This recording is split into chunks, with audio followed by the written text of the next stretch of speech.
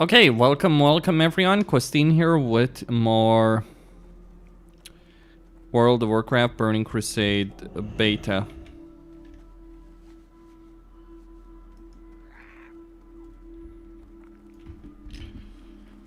So, let's, there's a quest that I want to do here.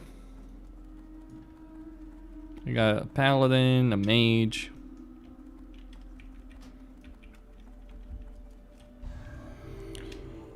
Alright.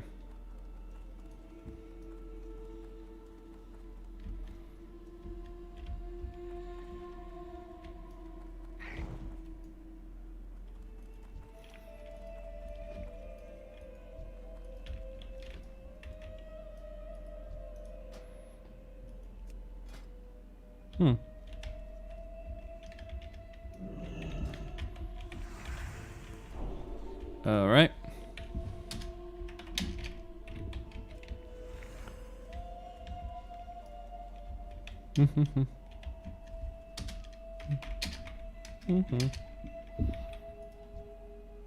Now I would wanna...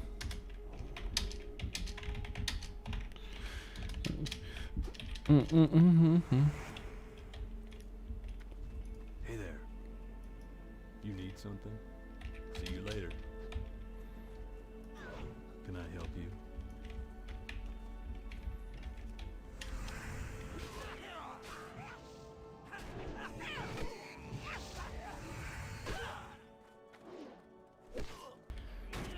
Alright. What can I do for you? So that was easy, actually.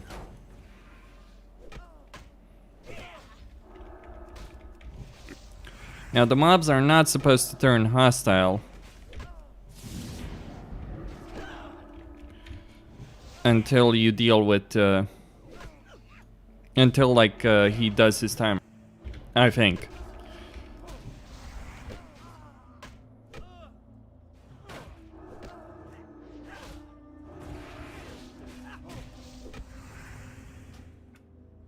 Alright, there is a book quest.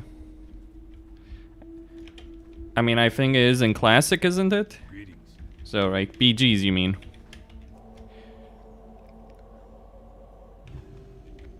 You need something? Adds engaging or can... Oh.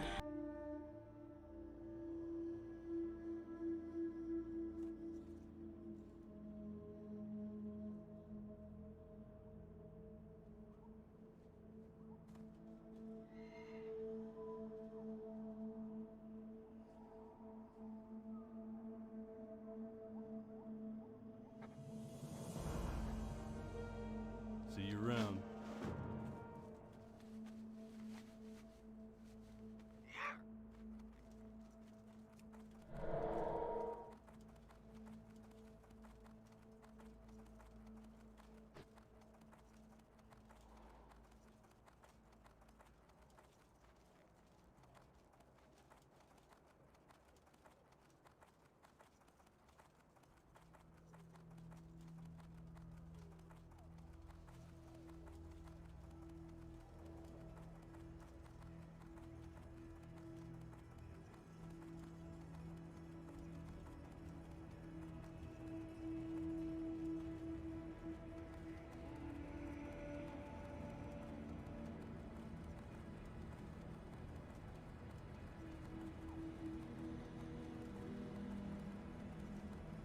Arcanon Poros. Zionis?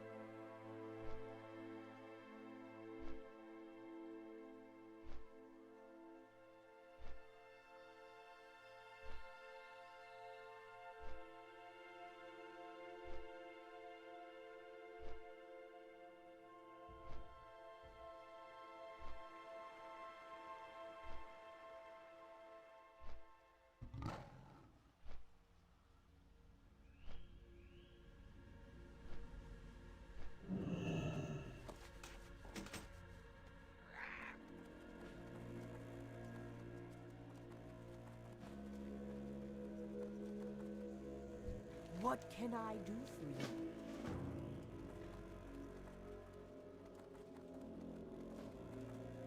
Blood and thunder!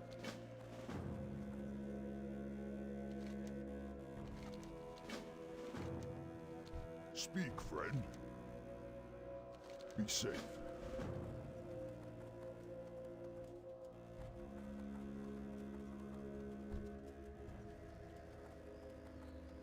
What do you need?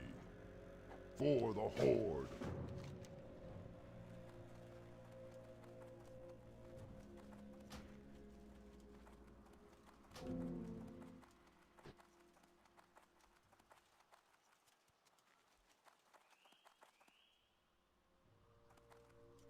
Zug zug. For the Horde.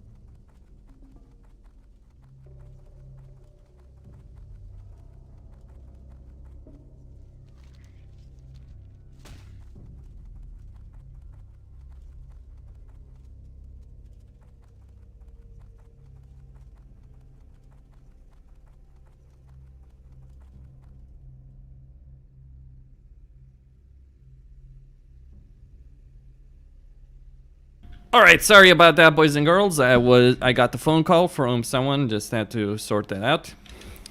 And so now I am going to probably look to do the escort quest here, but I first need to find the bird for that escort quest. I don't remember where it was. Was it here to the south, far south, or was it further north? Because I know it's somewhere around here. Just don't remember where.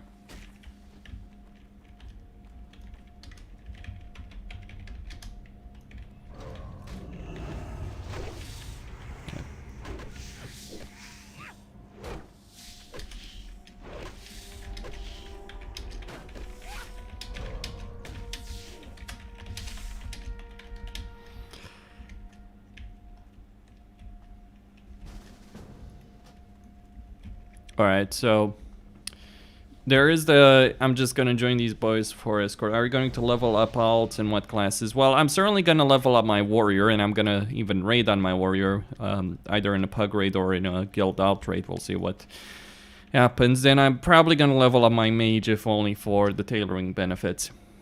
So one of the things I considered doing as a video before the stream started today, but I decided not to because time was getting limited. One of the things I considered doing was a video on dual spec, actually, and like that came from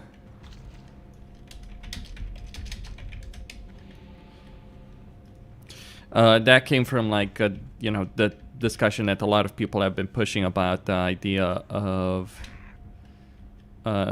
dual specting, like dual specking, and the results of the poll, like 3K votes, 67% of people saying that they want dual spec in TBC Classic.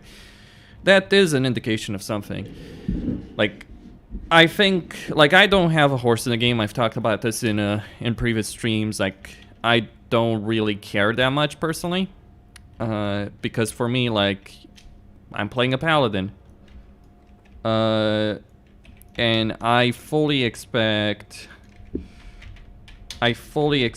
that I will. I fully expect that in.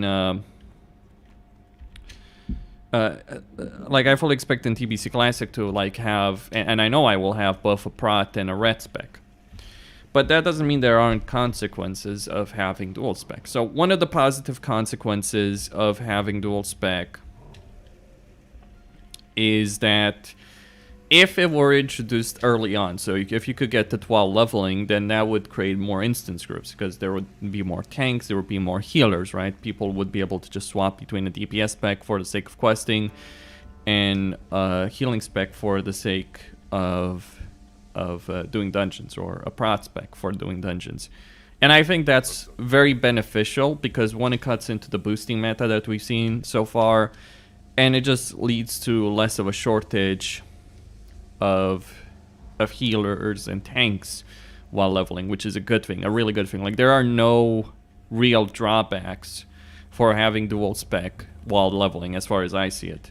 But at max level, well, sure, some sweating guilds would have, like, you know, people swapping in and out, because it's not very time consuming to respec. It's like, you get the mage portal, you might have an add-on like action bar saver or talented, and you can respec very quickly, and the gold is not an issue. Either your guild pays for it or you pay for it personally. And it's not like 50 gold is the end of the world, really. It's not. Or 100 gold is the end of the world. Like, considering that raid nights, you're going to be spending 200, 400 gold, at least 200 to 400 gold at the very least each raid. So it doesn't really change anything in that respect. Okay, there's a quest. Where is... Oh!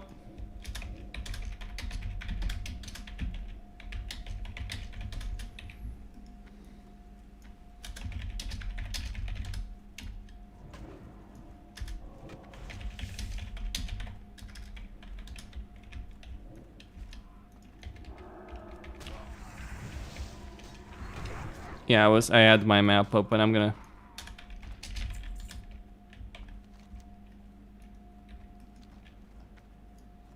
There's a bug in sharing quests.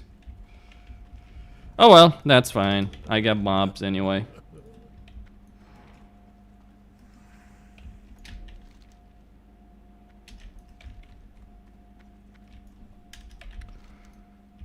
No, actually that's the wrong one.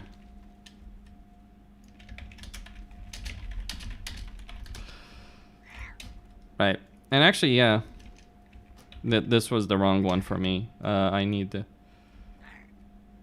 Well, okay, how are you spending so much gold during a raid? Well... Oh. How am I spending so much gold during a raid? Well, you will have 2 flasks per raid, right?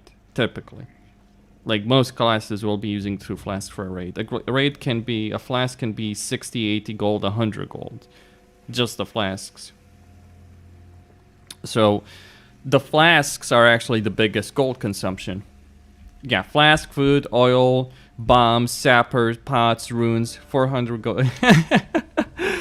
I mean, it depends on how often, yeah, wake up. 400 gold seems like actually on the low end of things. So I can do a quest here. Like, I really fucked that up, didn't I? Like 400 gold is really on the low end. Like, so you can, like, I would say 120 gold at least for flask. And keep in mind, Fell Lotus. Yeah. No, I'm talking obviously about. I'm talking about TBC, right? 120 gold. Grab the brush. Put a little makeup.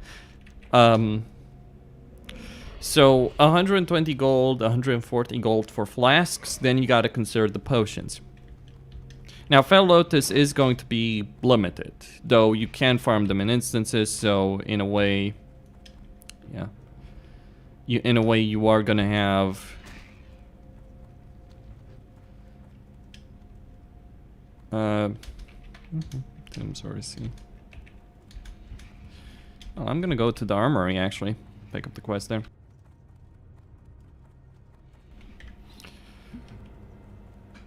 Yeah.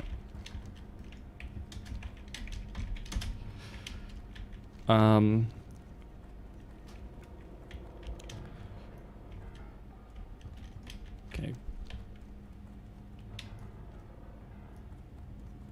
That piano really absolutely sounds like a Wolfenstein 3D music. So you have 120, 140, maybe more. Don't be surprised if flasks cost 100 gold more.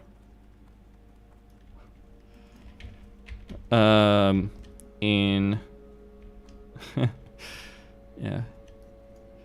Don't be surprised if flasks cost 100 gold each in TBC.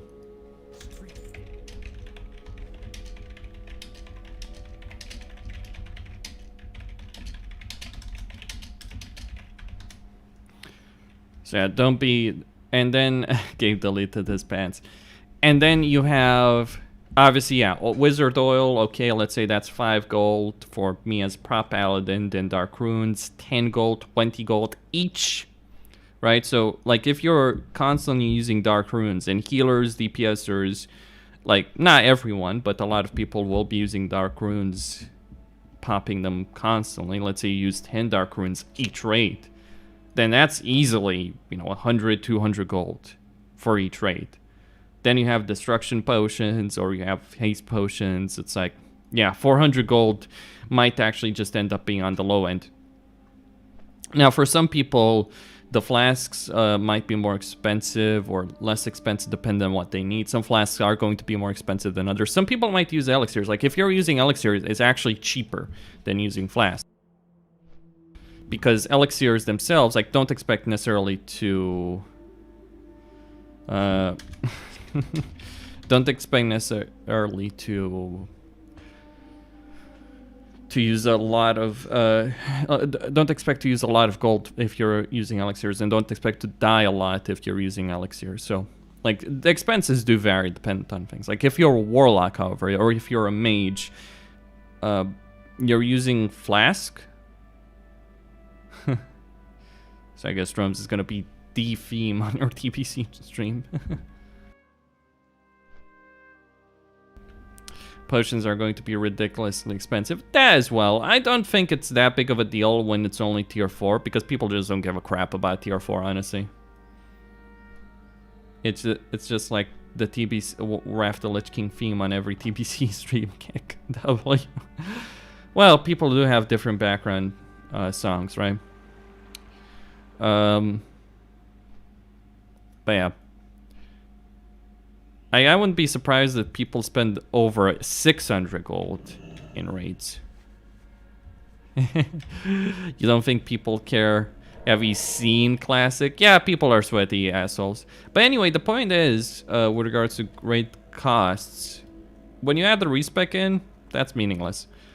But if dual specking becomes a thing in TLTBC, and this is the negative, going back to that discussion, if dual spec becomes a thing, then it will become widely accepted and expected.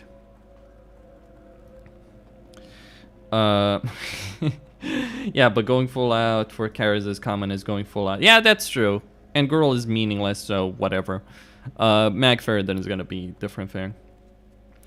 But like when it comes to that kind of stuff, right?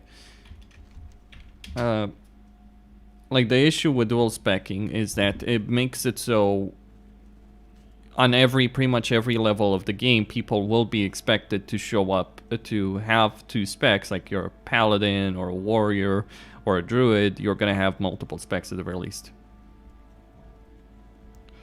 So it is going to be, and that's a negative because I admit I'm not the kind of guy who enjoys that.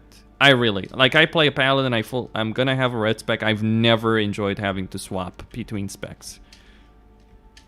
I've never liked it, I never cared. Like, I want to play a tank, right?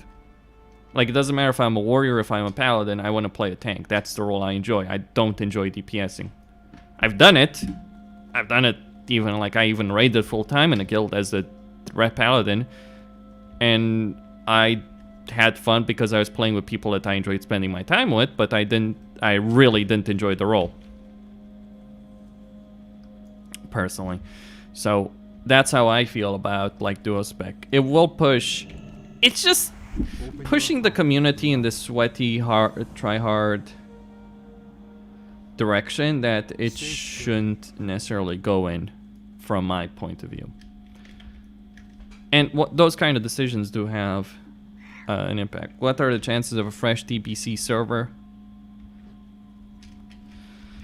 Well, dual spec didn't really affect the main spec role back in Wrath the Lich King, but that's because in Wrath the Lich King, the raid setup that you'd use from the start is maybe the raid setup you would use later on as well. Like, for instance, there weren't many bosses in Wrath the Lich King where you would reduce the number of tanks. A handful, Memron being the most notable one, so is Malagos. But like most of the time in Wrath the Lich King, you would use 2 tanks, you would use a certain healer setup, a certain DPS setup, and most guilds didn't change that. But that was then, right? Back in the day of TBC retail, people also didn't expect necessarily like, oh, you're a paladin or a warrior and all that. It's not... it wasn't not necessarily expect, oh, you're gonna have to respec or you're gonna have to maintain a full DPS or healing spec or whatever for that.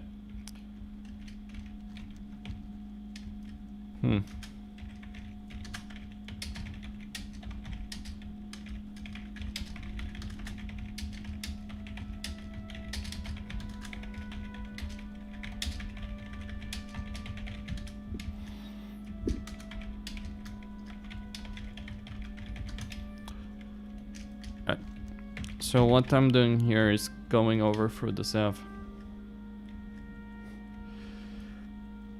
Should I respect the fire, or do I need a certain amount to crit, like, or is it better to stay frost even if I have enough crit? Honestly, don't play fire. Like, really, don't play fire in TBC. Unless you want to go arcane eventually, like it depends on the situation, right? Because if you're going arcane, then you're gonna go spellfire. And spellfire is obviously a fire set, so the context in which you'd go fire is if you're building a spellfire set and you want to use that as opposed to frozen shadowy set. Personal perspective, if I was playing a mage in TBC, and I probably will level a mage at the very least, if I was playing a mage, I'd go frost until I got tier 5. Like I might go full frost. Like my view is like spellfire can be great, but you know, force at tier 5 is better. So you might just start like go with Frozen Shadow Eve at the start, and then swap to force at tier 5, right? Or given that we're gonna have months and months of waiting, you might just build a Spellfire set in all those months, right? That's also an idea, I feel. But yeah, I mean, I don't think fire is the mage spec that you want to go for. Because a single fire mage is not going to do great DPS. A single fire mage is not going to do great DPS in a 25-man raid on their own. Even if you have tier 3 already on your mage. Well, Frostfire set. Hold on.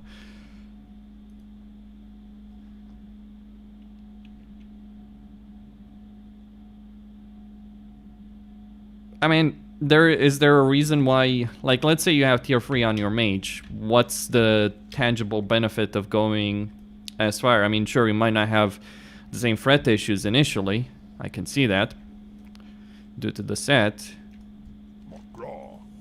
But here's the thing. Fire has two issues. Two big issues. One, fire has threat issues, fire has mana. Second is fire has mana issues. Right, so what's the benefit of going fire as opposed to going either arcane if you want to do a lot of damage, though that there you get mana issues, or going frost. Frost is really powerful for 5-mans because improved blizzard AoE. Yeah, fuck fire Destro Warlocks. I mean, if all you want to do as a mage is be the plaything of Destro Warlocks, so I don't know. And honestly, you probably will lose. Like, the thing is, arcane dependent on boss length. If you're playing, like, dependent on boss length, arcane might actually be the spec right from the start, to be quite honest about it. I mean, arcane can last about 2 minutes or so. Maybe even longer, honestly. Like, let's say about 3 minutes. Depends on how much you want to spam.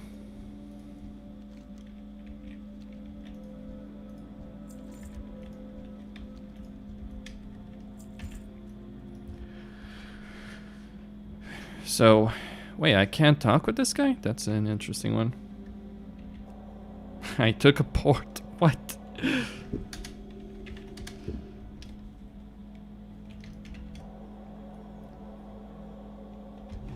Well, arcane, obviously, like, mage would want the Shadow Priest, right? Like, I'd say for leveling Bifrost at,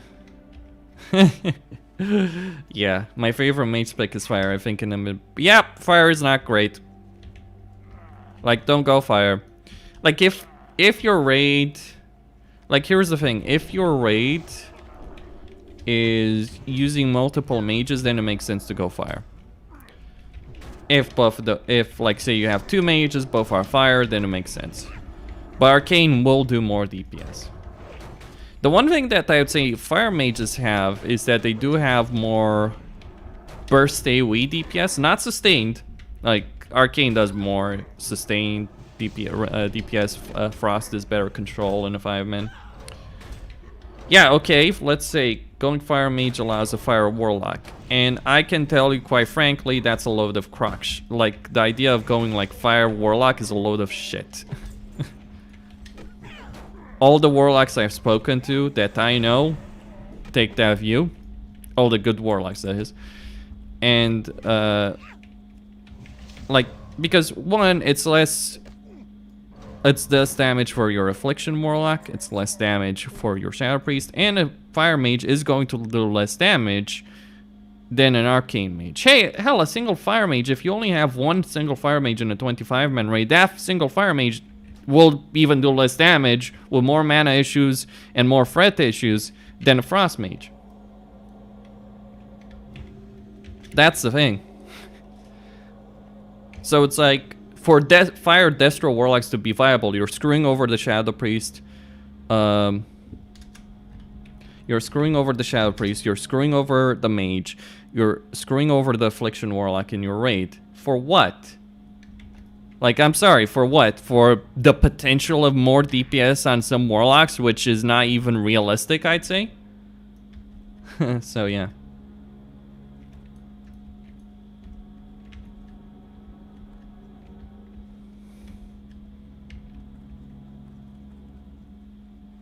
It doesn't matter if there's more Fire Warlocks. So, yeah.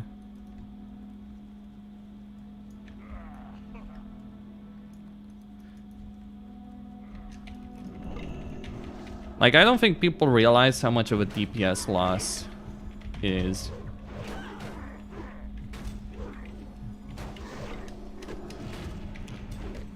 Like, on top of that, it's not just like the Shadow Priest is doing less damage, the Shadow Priest is also generating less mana, so less mana for the Mage.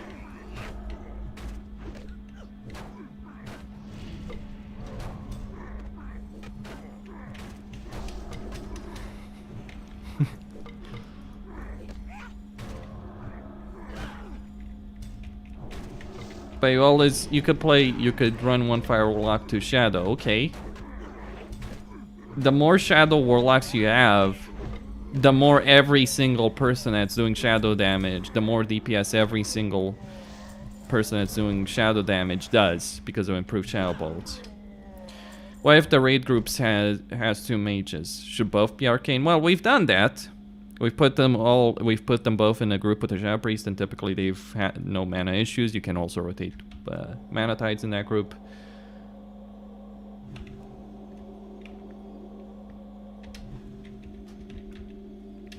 Improved Shadow Bolt, that's actually wrong. Improved Shadow Bolt doesn't just work with Mind Blast.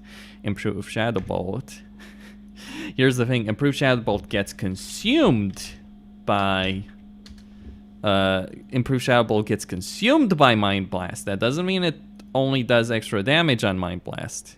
Yeah.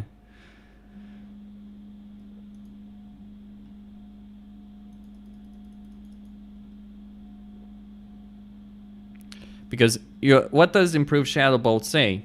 Improved Shadow Bolt says your Shadow Bolt critical strikes increase shadow damage dealt to the target by 20% until 4 non-periodic damage sources are applied. So basically gets removed. Yeah, arcane mages are arcane mages are a guild investment. They're valuable. So could you snapshots Proud Priest, Affliction Dots to improve Shadow Bolts? I guess maybe. But like really, overall, like the more Warlocks you have, like all Warlocks should have improved Shadow Bolt, and all Warlocks should be using Shadow Bolt. The more Warlocks you have, and this is why having 3-4 Warlocks is really the play. 4 Warlocks, 4 Warlocks is the ideal number. If you have those 4 Warlocks, right?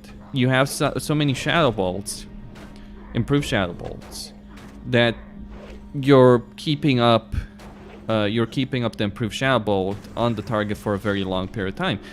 Like literally, improved Shadow Bolt really means. Oh, he's running like a fucking.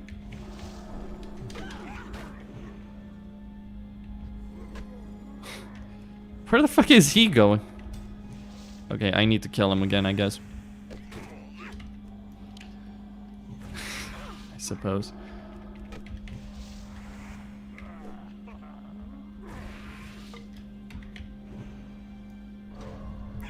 So improved Shadow Bolt is a direct damage increase. Now what's the uptime improved Shadow Bolt? You can get it to up to 80%. I said shadow too much. Clearly.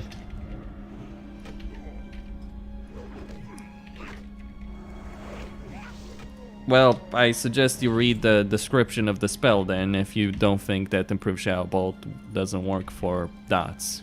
Just saying. It gets consumed by non-dots.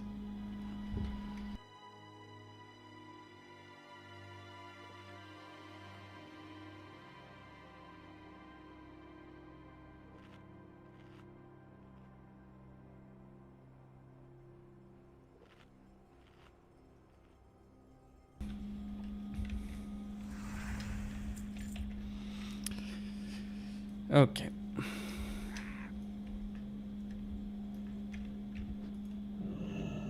Just gonna wait for him to respawn. But yes, boys and girls, that's what, like, we're not just talking, like, I made the mistake of saying it was just Mind Blast and Shadow or Death damage. It's not just Shadow or Death or Mind Blast damage. But this is what happens when you listen to people that are trying to make spreadsheets and are like, oh, we're theory crafting about TBC Classic, even though we probably have never played on a private server on a competitive, on any level, let alone in an actual raiding guild. Or we haven't ever played TBC on any level. It's like, oh, and then dismiss people who are telling you, no, this is not, you know, field craft. This has actually been something we've tested. We've looked at logs. We've done numbers. We've, you know, sorted shit out. Like, let's assume Fire Warlock was actually more damage. Questionable assumption, by the way. You'd still lose the damage on the Shadow Priest.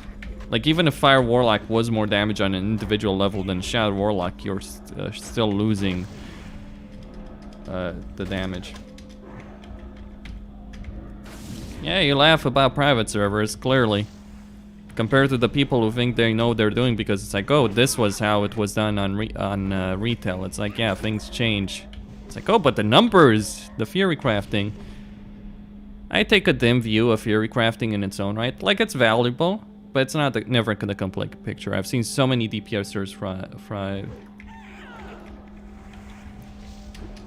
like, so many people I've seen so many DPSers over the years just say, oh, I can do this amount of damage because the spreadsheet says, and then they do crap all. So.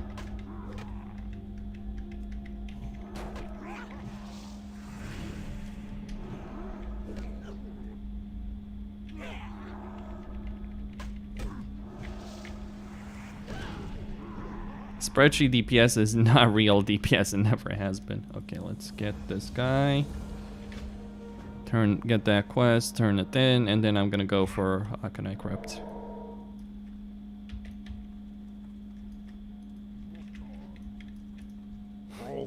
I want to mess around with the rogue spell power set. Now see, that's something that might work out. I don't necessarily believe so, but that's something worth testing out, honestly.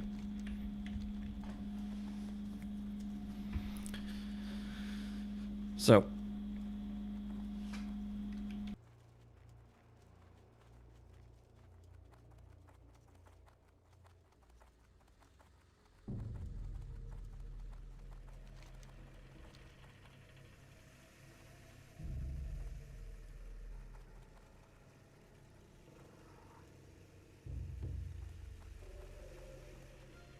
Yeah.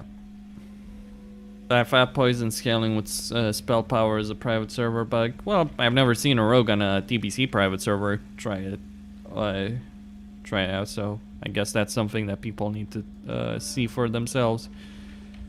Now this is an interesting situation. A warrior with Thunder Fury, ladies and gentlemen.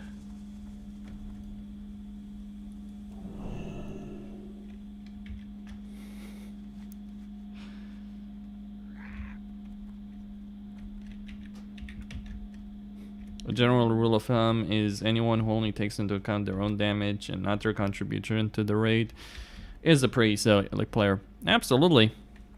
Absolutely true. Never dismiss the importance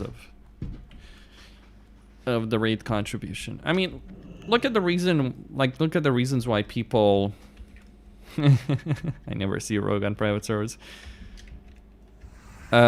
Like, look at the reason why why do you stack hunters? Why do you stack shamans? Why do you stack, like, why are these classes stacked in a ring? Like, why do you stack warlocks, shamans, and hunters? Because these classes, as BM, as shadow, and shamans just as shamans, they give significant benefits to the raid by having them in large numbers. Like for Hunter, for every BM Hunter, you get 3% damage in the group. That's fairly substantial. And it's not just like, oh, that group does more damage. You know, that group also, you chuck in a feral druid in that group, that feral druid is doing 9% more threat. That's actually fairly substantial. And it contributes in quite a large way to the reason that feral druids end up having the most threat. You could chuck a Prow Warrior in that group. He won't gain the same benefit because a good portion of Prow Warrior threat is actually static threat. And he will lose out actually on certain other things as well from not being in a melee group. I mean, so does the Feral Druid, I suppose, in some way, shape, or form. Alright, boys and girls.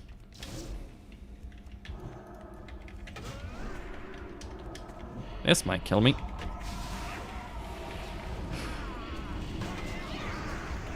Yeah, this is totally gonna kill me.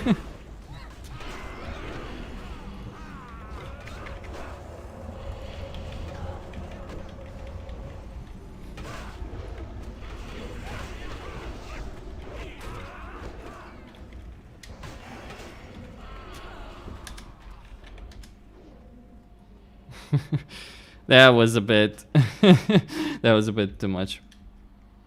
Well, there is beneficial there is a benefit in having an enhanced shaman in a hunter group. Because the attack power buffs their pets, right?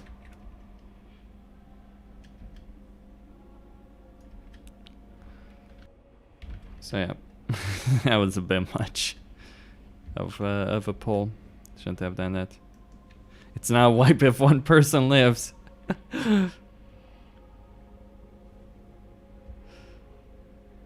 I may have gone a bit overboard there, but yeah. Well, obviously a Resto Shaman gives a benefit. It can get the improved agility totems, and there's not really that. The only thing really the Enhanced Shaman gives, yeah. Will they raise the cap to 70 this week? Probably on Monday. That's the assumption. I mean, you would have 2 Enhanced Shamans, honestly. I'd say you would usually go with 2 Enhanced Shamans in the group.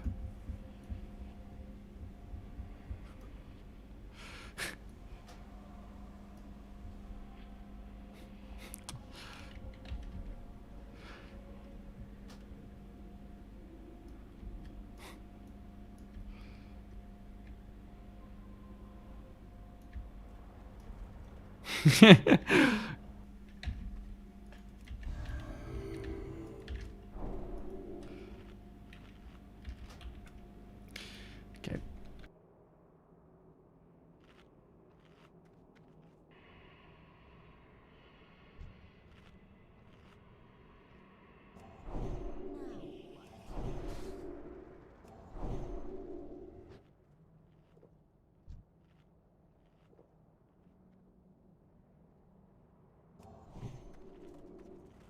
Here we go.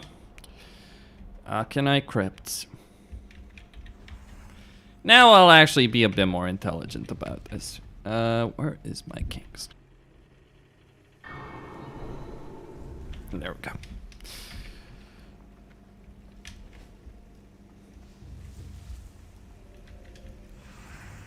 Right. Hold on a second there.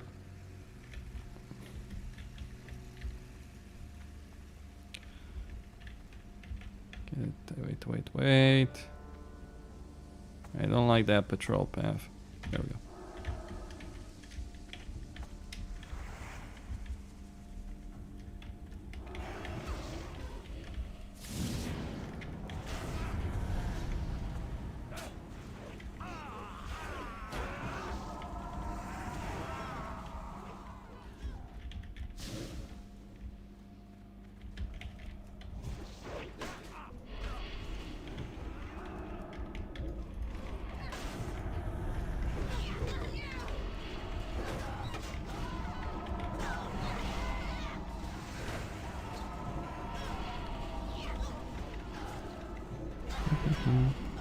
Yeah, of course. Okay, let's see over here. Boom, boom, boom.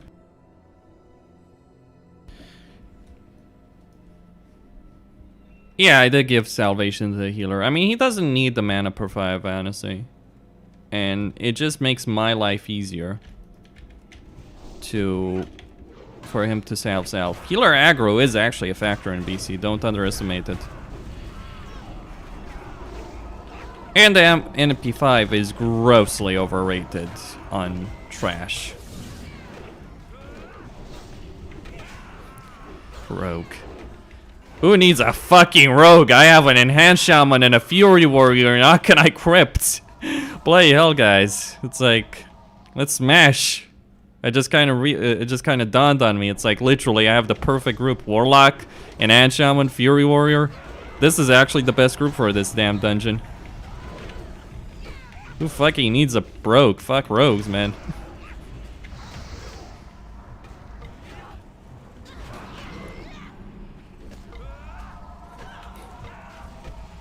I always take the view that people think Thorns and Retribution are far more significant than they actually are.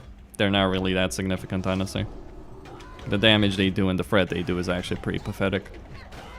But I am gonna use Retribution Aura, largely to get rid of the potion.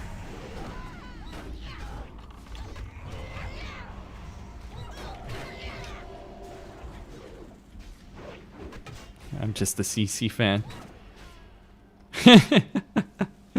Time to switch. There is no CC. What is CC? I'll tell you what CC is. CC is constant consecration. That's how TBC works, okay? There is no crowd control. What is crowd control? Can you eat it? Can I consecrate it? I'm guessing the warrior is a tank.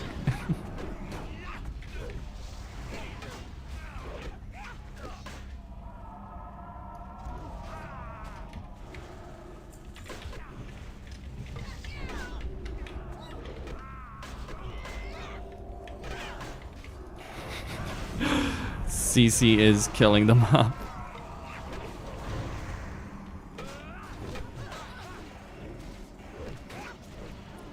Def the CC that lasts forever. Bum bum bum. Let me drink, just quick. How much spell power do I have? Keep in mind I'm using a flask right now. 265 holy spell damage. Let's go.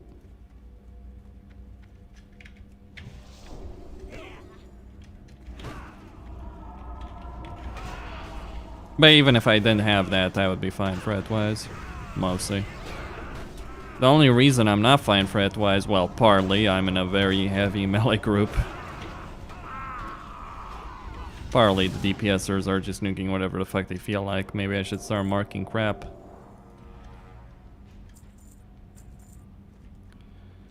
Keep going. This is the Ring of Blood.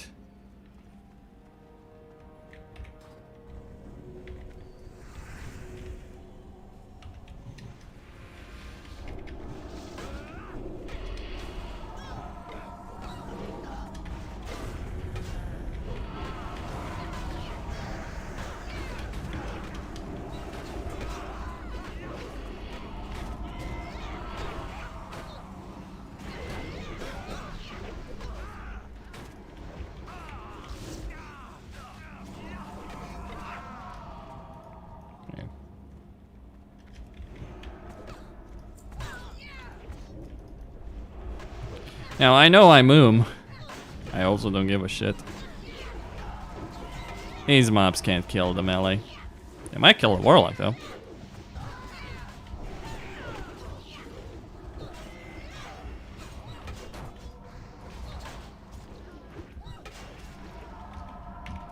we go.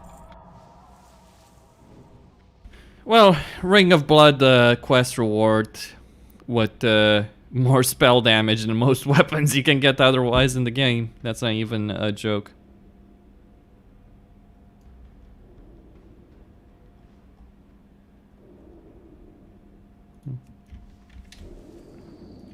So.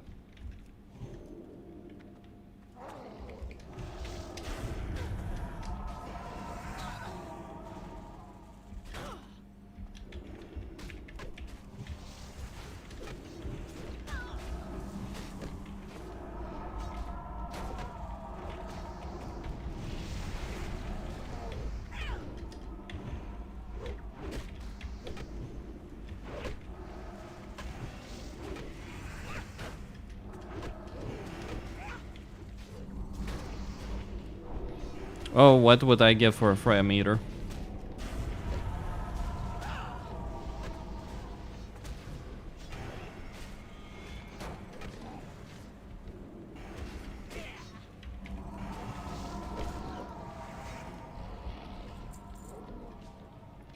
Increases damage, the next mob you proceed to kill in 10 seconds.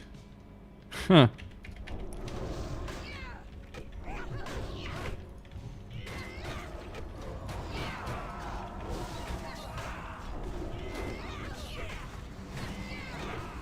I actually need on that. Because it's really good for me as a rat. Well, one, it actually has more spell damage than my current one. Good as a rat, what the fuck am I saying? Good as a fucking prat. I'll use it for questing. That seems like a really good questing trinket, honestly.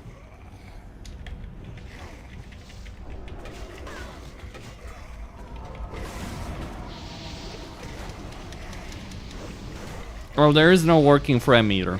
Maybe Details, the Shadowlands version. I'll try the Shadowlands version of Details.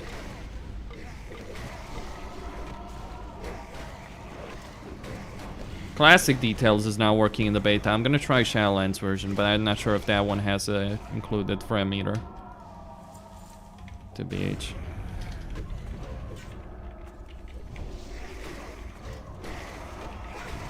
Now, do I actually have to kill the mob for this trinket to work? Like, do I need to get the killing blow?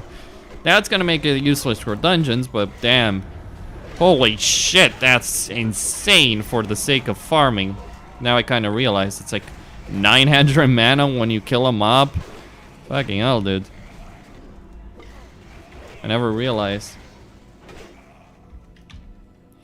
Well, you have... Well, we don't know if dual spec is... look, Blizzard has not talked at all about dual spec. If I were to have a dual spec, I would just go Retribution as an out spec. For speedruns. Yes, they are. Man, Wind Fury... I'm gonna say this. Wind Fury is broken as F in the beta. It's like, who the fuck needs Thunderclap? Just get the Wind Fury, chug it in there. Soul the mobs.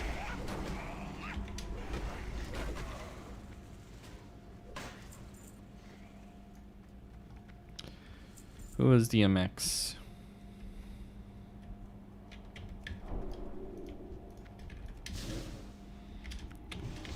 I'll be quite honest, I don't know myself. Sounds like a rapper somehow. Might be wrong.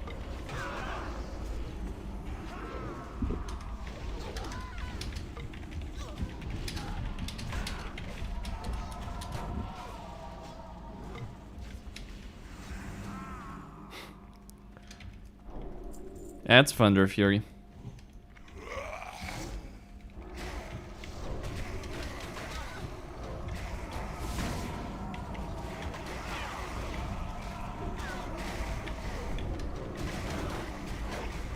Oh, oh, oh, oh, oh, oh,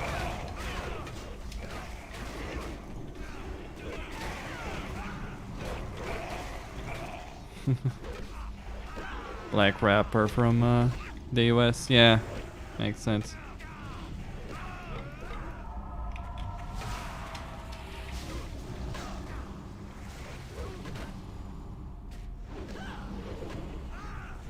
Like the wind effect you see on the mob here, for instance, is Thunder Fury. Okay, let's see.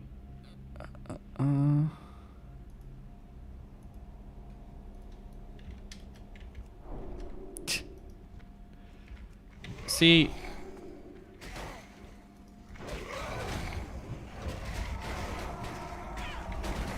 I could mana pot. I don't want to. Because I want to figure out... Well, one of the things that actually does matter to me is like seeing how fast I can go, like if I actually have to drink. Because you wouldn't use mana pots. Well, that's what you get for honestly being an idiot. And yes, That is just being an idiot. You always have the choice. Oh! May you get better.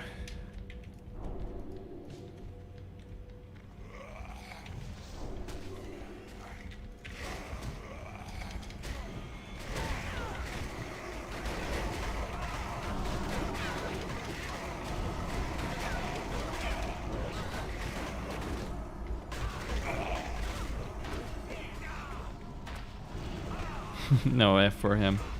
Well, F, sure.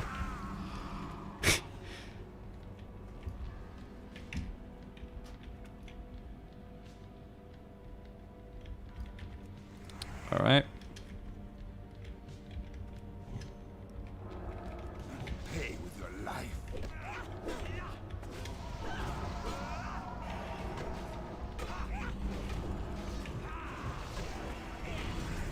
Oh, I can tell you, there is a reason. Stress, dealing with a large number of people. Like, I can tell you from personal experience that even dealing with like 100, 200 people on a daily basis is extremely exhausting in of itself. Undeniably so. You add in the millions of people that he probably has to deal with, yeah. Don't think that it's like it's a stress-free situation. That trinket is okay. That seems actually interesting. So, like, imagine how powerful this would be for...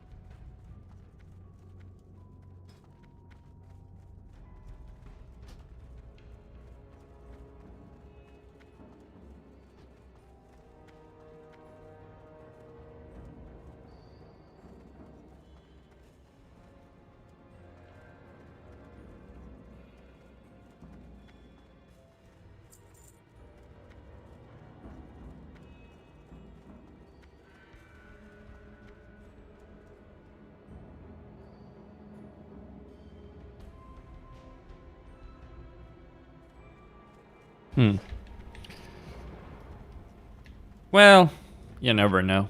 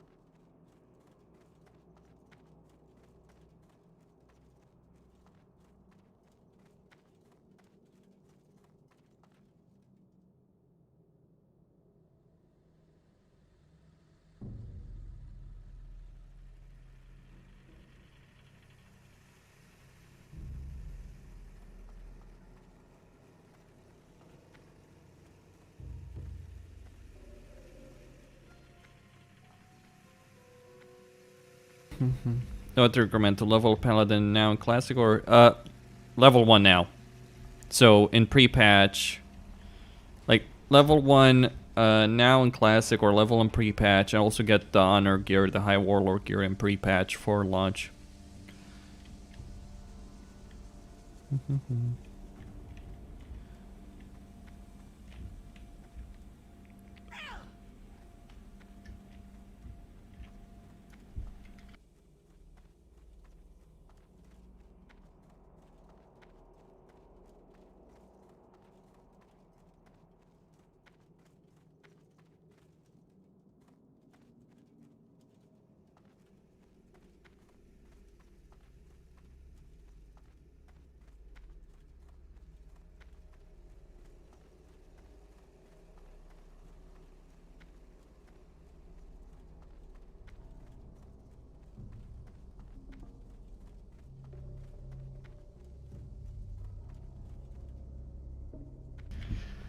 Well, if you're solo questing, go ret. If you're doing dungeons, go prat.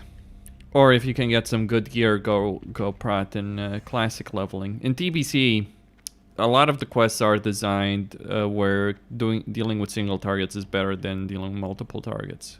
A lot of quests, early on at least, in Hellfire, Zangar Marsh, and all that. It's a bit different in Terracar, I'd say.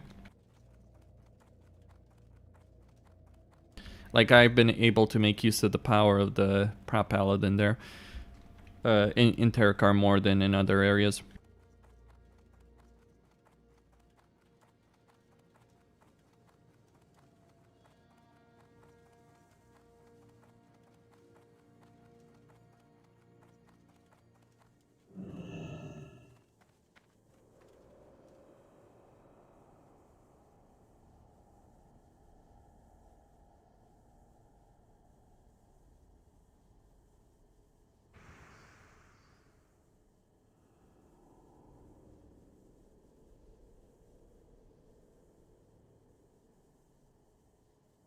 Hey, pricks, thanks for that. Much appreciated. Down for trying to clear some hard dungeons tomorrow? Absolutely.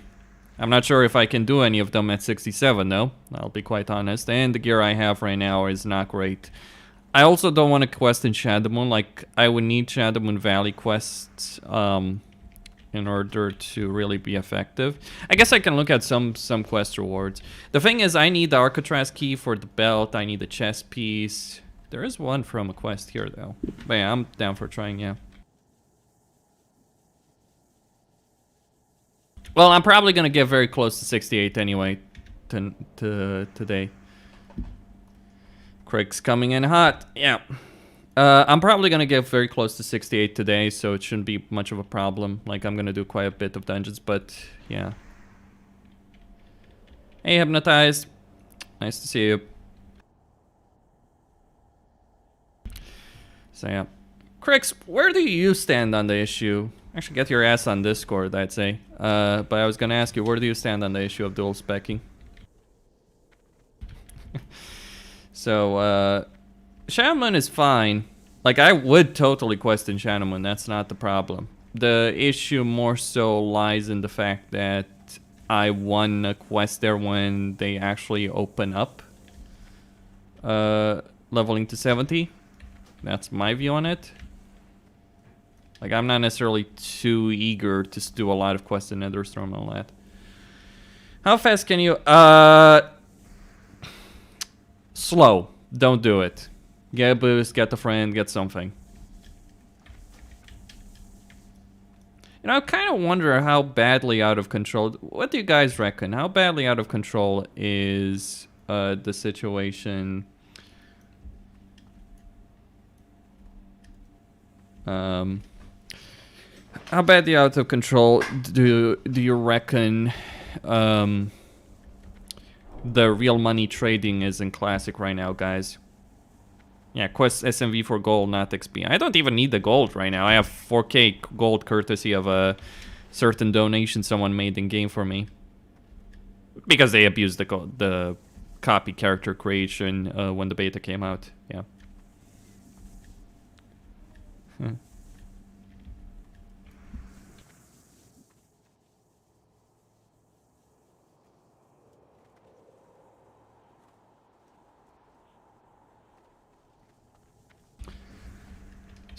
So when you say way out of control, like, what kind of percentages are we talking about here, boys and girls?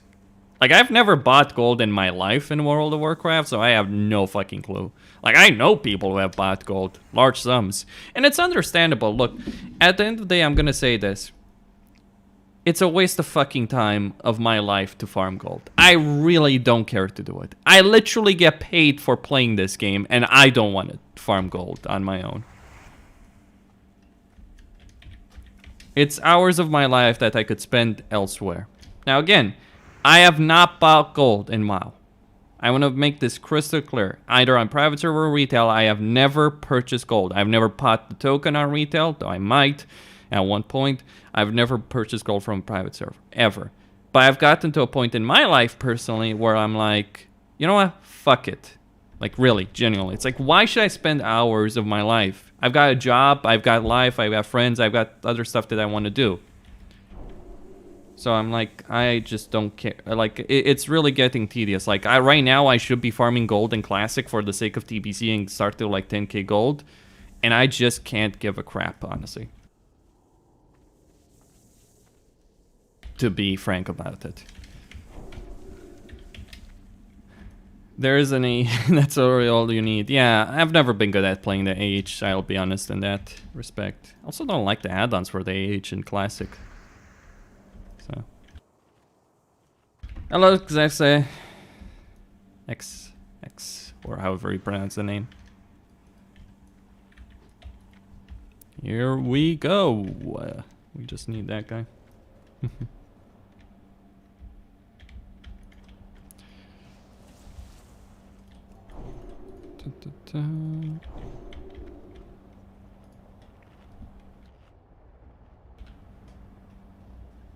In China they have huge groups that multi-boxed and bought and then played for gold. Like, this is the reason why I'm not against the... Why actually I would like the token to be in TBC Classic, because it's like, yeah, people buy fucking gold. People are over 30 years old, they have jobs, they have families, they don't want to spend their fucking time buying currency in game. In an economy that's completely broken. And mind you, the economy of Classic is, like, a lot of people think, oh, the economy of Classic is because of the RMTs, the gold sellers, the botters, all that. No, I don't think so.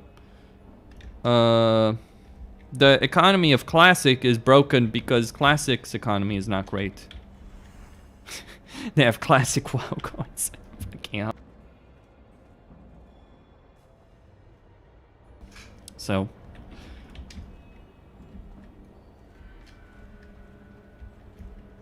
Yeah. That's where I stand on that issue. But I mean, if it's getting out of control, like, I do have an issue with... the one issue I would say that exists because of the botters and gold sellers, it created a black market. My ex was a gold seller and I didn't see him for... see him for, like, the witch's sand. Okay.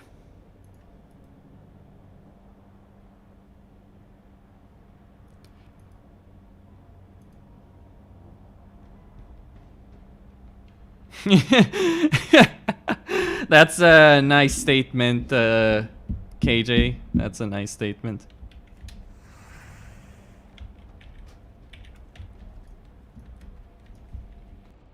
Yeah, the golden classic comes from the mages who spam Zul'Farrak at the start. So, that's true. And I know a lot of people who did that.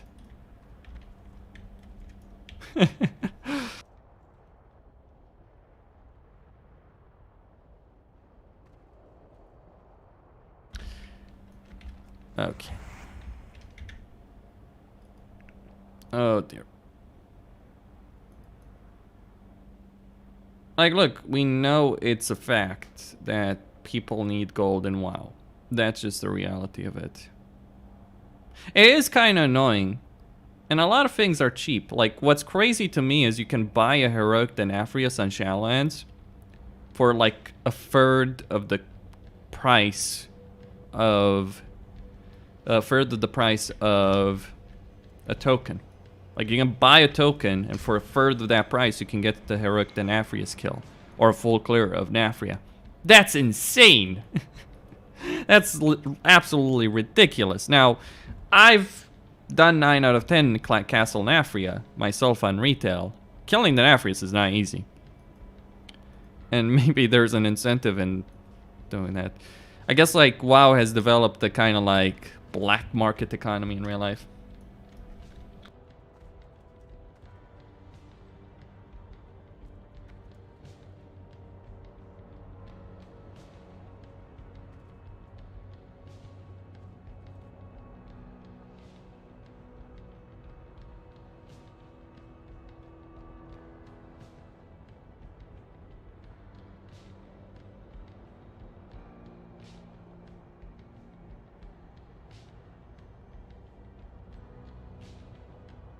Alright, also boys and girls, I'm gonna take this time to introduce, to give you guys a link for my channel Discord, something people have asked me to do for a while now.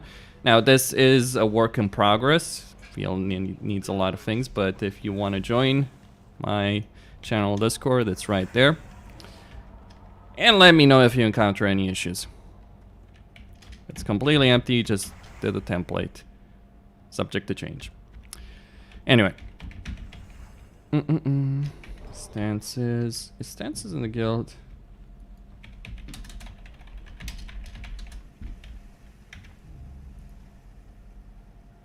Let's see. But just let me know if you can see the channels, all that kind of stuff. I kind of feel like I'm not necessarily fond of this, by the way, but I guess it's become the norm. I think it's kind of sad. Like, I actually think it's really sad because, like, as a YouTuber, I feel my subscription notifications and all that kind of stuff is just pointless. Like, you know, someone subscribes to the channel. Oh, it's a number.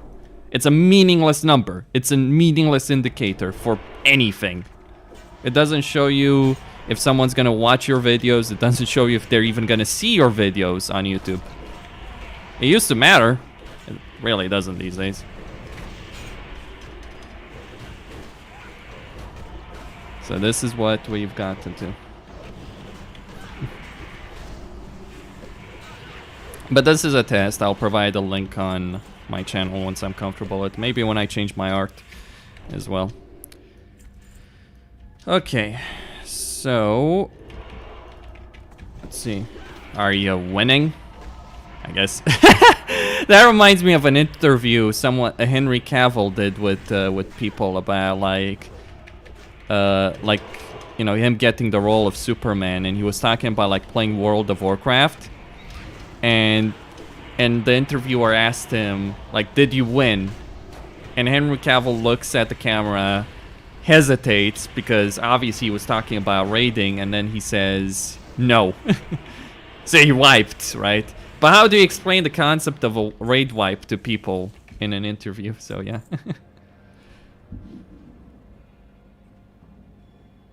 General chat. So can you guys see all the channels on Discord, all that kind of stuff? Or do I need to give out roles? Do I have? Yep, I do have that. Let's see.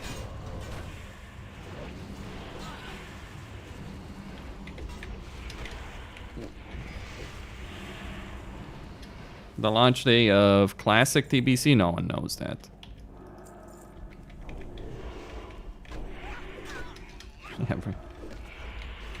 Okay, good. Voice channel's working? Yeah, I can't. I'm not gonna do that right now in the stream, but... Alright. Let's see.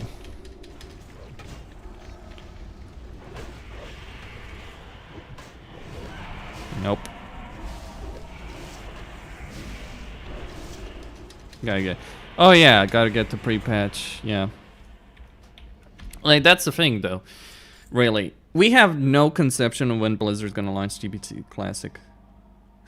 I have to know every launch day. What, do you think I have some secret club that I'm part of with other streamers? I wonder if Crix is still here.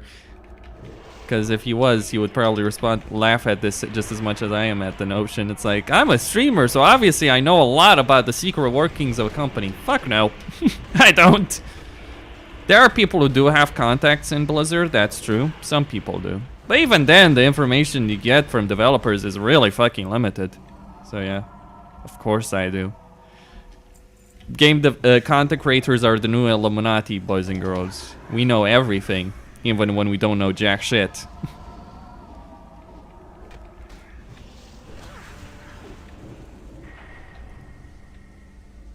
That, boys and girls, is what happens when people don't stop DPS. I'm sitting from mobile. Hello, heal. Would be nice. Why is healing?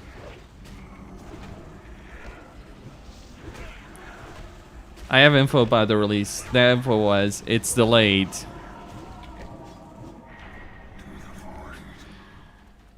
I clearly have streamer privilege. The only privilege that I have, boys and girls, is that I did a really big Burning Crusade Paladin video that a lot of people liked, and I got invited to certain Discords, podcasts, content to classic, obviously, all that.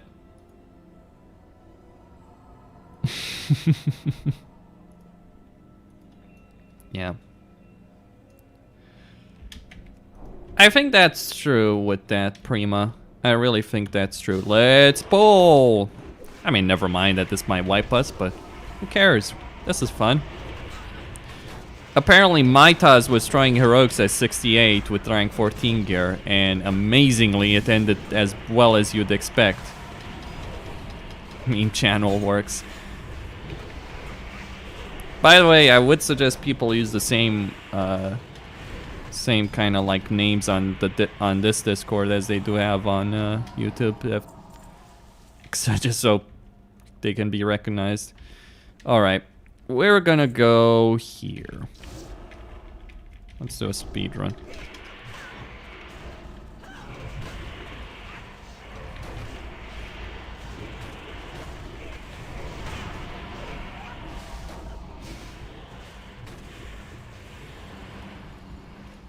I'm gonna do an update on the Seal Twist video when I can actually get the fucking swing timer working. Like, apparently Shadowlands add-ons work for this. Guess what there doesn't exist for Shadowlands? A Seal Twist add-on. There's a Seal Twist Weekara, but not an add-on. I'm like, I need a Seal Twist add-on. A fucking Weekara. I don't know if does Weekara even work for TBC Classic beta right now? I'm kind of like, let's do some add-on testing.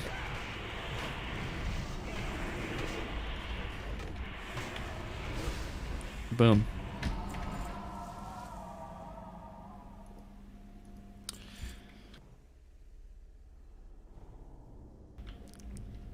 Well, we call people names that they use. I don't know why you ran it, but yeah. Let's see. Okay. Oh, so Weekara works, okay. Well, I'm gonna try seeing if it works, but the problem is, like, I don't know how effective. Like, this is something obviously I need to try. Not now, though. I'm doing dungeons right now. Priorities, boys and girls.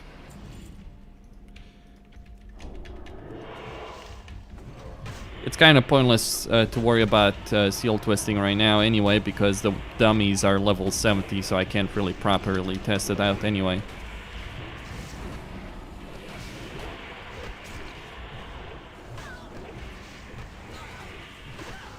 I need a frame meter. I'll be honest with you. I really need a frame meter to see how effective that's gonna...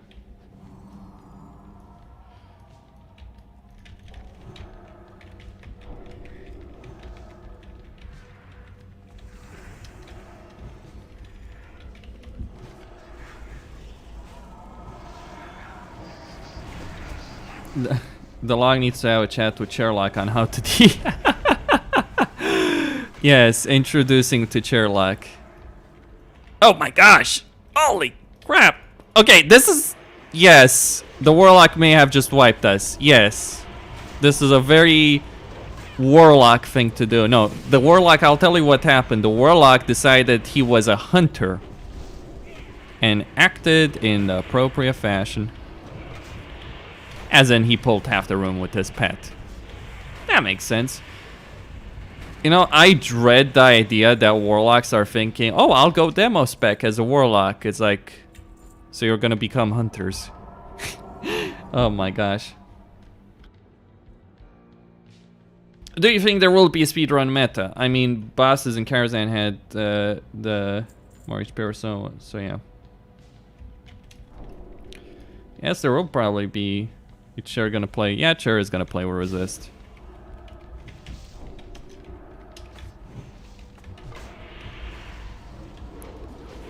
I don't know if he's gonna be the rogue. Cher really wants to be a rogue. I know.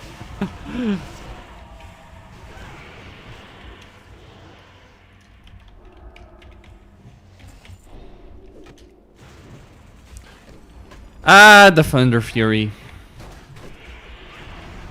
What is Thunder Fury? That warrior almost got himself killed. Warrior brain.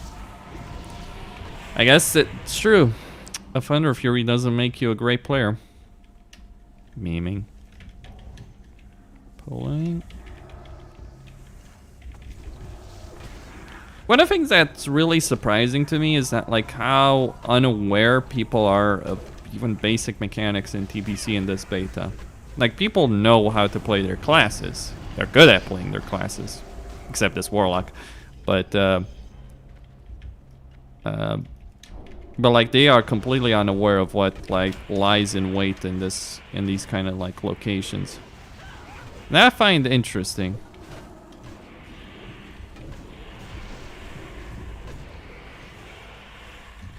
Well, the guild died on Karazhan, Joseph. So that's dead end basically. Okay. Locke thinks he's melee. Well, he better not think he's melee, because he's useless as melee, as all other melee are. It happens in Classic too. Huh, that's interesting. Well, I mean, the thing is, like, I don't mind people unknowing a dungeon or, you know, like, it's not something that bothers me. Don't tell that to the people who think everyone that ever does a fucking dungeon or raid should know everything well in advance. That's not how people have played the game, ever, in the history of the game. People don't spend hours upon hours reading fucking guides or watching videos. Oh, just watch a video. It's like, fuck off. One, a video doesn't teach me how to play my class in a role, even if I'm watching literally someone of my class. It doesn't teach me the intricacies of a fight. It might show me some mechanics, but yeah.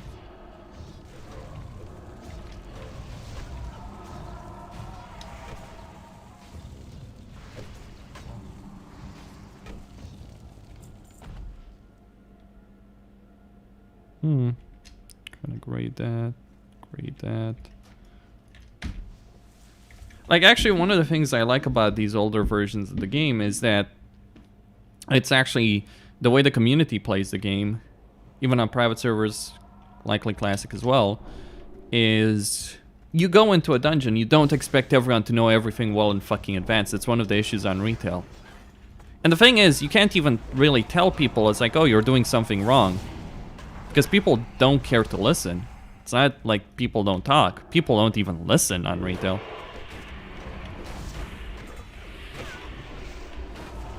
Wanting to buy Healcom.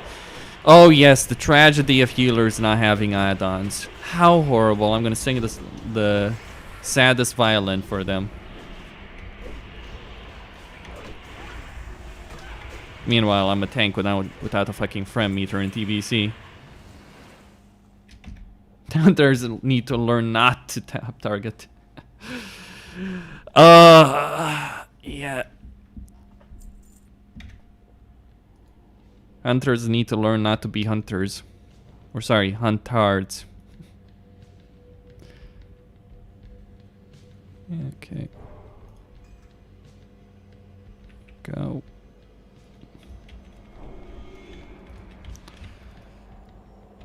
Is a test that every hunter has to pass.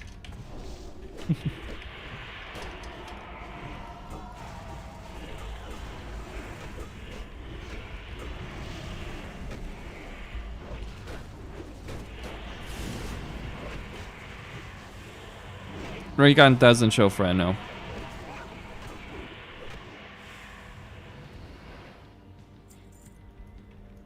That's why it's trash, and it's been viewed as obsolete for a while. I'm only using it because it's the only one that I've gotten working. Maybe I should try a couple of retail add-ons. I wonder if I tried the retail version of Elf UI. Could I import my Shadowlands UI into this? I mean, if I could, that would be fucking amazing, by the way.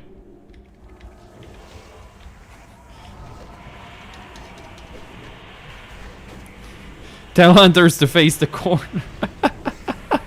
Face the corner when entering the boss room. That's hilarious. Man, the best part about hunters... I shit you not! Like, this was actually an issue for a long time on MacFaradin. We were doing MacFaradin on Karazhan. on the Karazhan server. And what would end up happening, like, this was because of a bug, mind you, to be very clear on this. They might not talk, but people are very good at whining. Oh man, so I remember when like we had this issue. So McFerrin has a blast nova, right? So you need to click the cubes, have 5 people coordinating, clicking the cubes at the same time in order to make sure the raid doesn't wipe because of blast nova. Blast nova, huge AoE, blows up the entire raid. Is a cast, can interrupt it using the cubes in the room. Need 5 people to click at the same time. Now here was the bug. Hunters, if they were right-clicking the boss while clicking the cube, they would interrupt their cast and they would shoot the boss, interrupting their cast. Now you have a debuff on that fight, so if you do that, if you interrupt their cast, you can't click on the cube for a while, like 30 seconds, 2 minutes, however long it's gonna last, right, once Classic comes out. So, what hunters would do, they would click the cube to start the interrupt. Then they were targeting the boss. They would then shoot the boss, interrupt their cast. The blast nova would go off, and wipe the raid. And this didn't happen once or twice. It happened multiple times. There were nights when we actually, I think, if I remember correctly, we failed to kill McFerrin because of this. We had wipes because hunters could not prevent themselves from shooting the boss on Maggie. Like, I'm actually really curious to say, man, if that's how it's gonna play out, though. All right. If that's how it's gonna play out in TBC Classic, I don't think. Yeah. If that's got like I would be really, it would really be amazing if that's how it would play out in TBC Classic. Like if you're targeting McFerrin and you're clicking the cube, maybe you right-click McFerrin, you interrupt your cast, you shoot him, and then the raid wipes. The rage that would create would be some of the most glorious in the history of World of Warcraft, I feel. Forget the 50 DKP minus on Onyxia, that this would be next level. I think Varbane died a bit inside every time that happened, and made them such a wonderful made them so toxic. Oh man, yeah. Well, the thing is, I don't know if it was a bug, by the way, KJ. Hunters should know that if they right-click a boss, they shoot the boss, right? Now, maybe they didn't expect to shoot the boss, but the thing hunters get blamed for was when this happened multiple times. Not once, multiple times. I think we had half a dozen wipes, if not a full dozen wipes because of this. So not a bug. Okay. Not a bug then. Legit then. Totally legit. Hunter fault.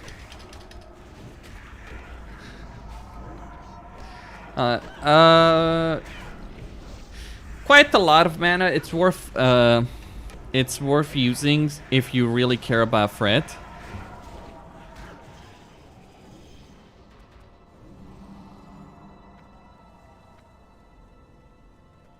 Just hunters being hunters.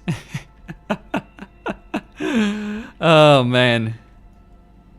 Hunters need to learn not to be hunters.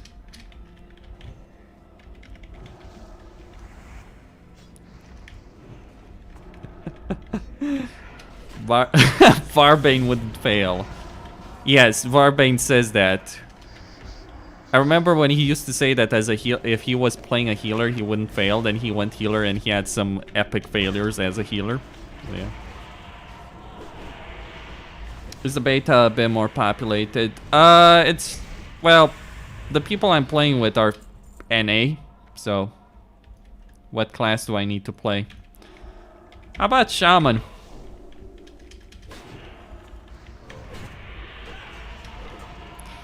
No, the dot seal is kind of crap, honestly. It's only good for, like, sustained threat if you're tanking a boss, like you can swap to it, but outside of that, it really is an absolute waste of your time to even try using it. Righteousness is better, or You can use wisdom like I am.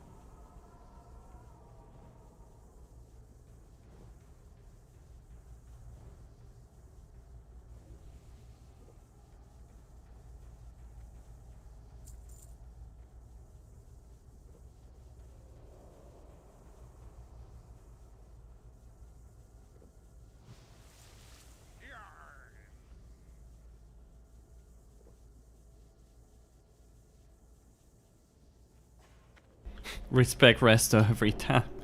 What is this? Oh, you must forgive me when I was not Okay. expecting company. Oh dear. But no matter. Damn, that elemental threat is legit AIDS. Does he have self? He does have self. I can't hold threat. Like if an elemental shaman does a chain lightning, I really can't hold threat. Don't say that. That's nonsense. Don't play what you enjoy. Like, here's what's not enjoyable. Playing a fucking role that will not net you a raid spot. That's not fun. Play what you enjoy, sure, but also play something that's not gonna stress the fuck out of you. I speak here from experience, by the way. I play a prop paladin. You think there's many guild spots for a prop paladin? I can tell you there is not.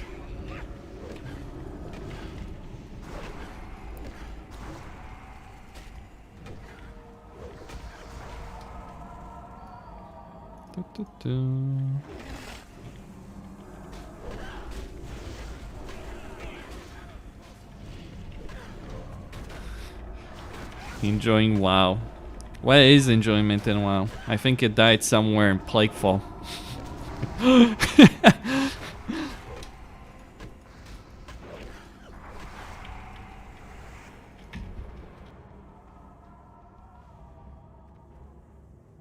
Or it died when my Mythic 15 group failed to do Necrotic Wake. I gotta say, that was... Where's it 15? I believe. Every guild wants a prop paladin. That doesn't mean getting that spot is easy, though. Like, when a guild only wants one person for a particular spot. Tanks are always sensitive, something the guilds are very sensitive about.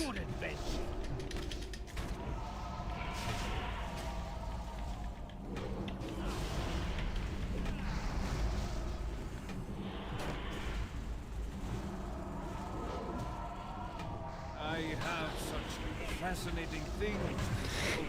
My dream for TBC was to play a Warglaive Fury Warrior. Don't worry, I'll get the Warglaives on my warrior.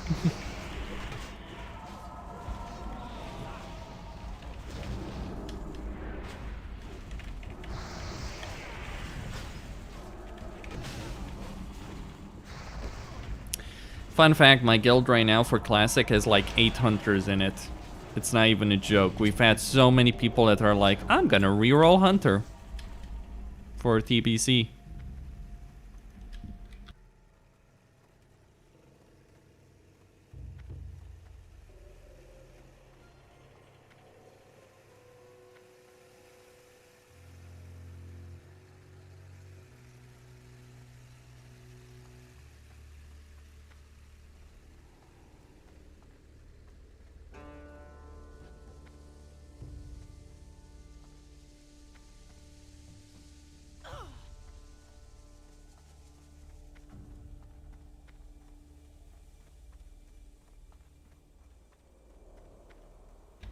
We have 4 people going prop alley. Doubt that will fit. Yeah. That's not gonna work. Druid is very good tank in TBC. Man, you know what? I think Russian server is kind of sleepy and there's a bunch of rogues and warriors leveling. Holy crap.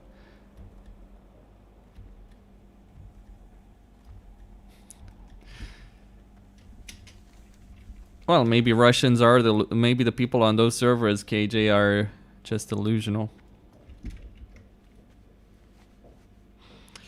Yeah, a lot of people are gonna be sad about it.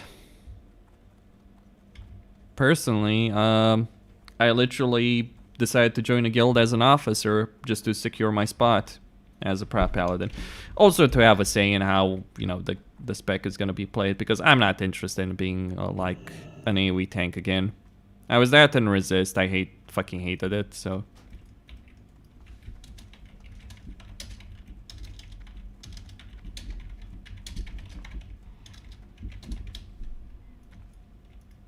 But that map, honestly, it's just something I hate, but it didn't happen necessarily because of the guild. It happened also because of the fucking overtuning on that server. Let me see if I can join.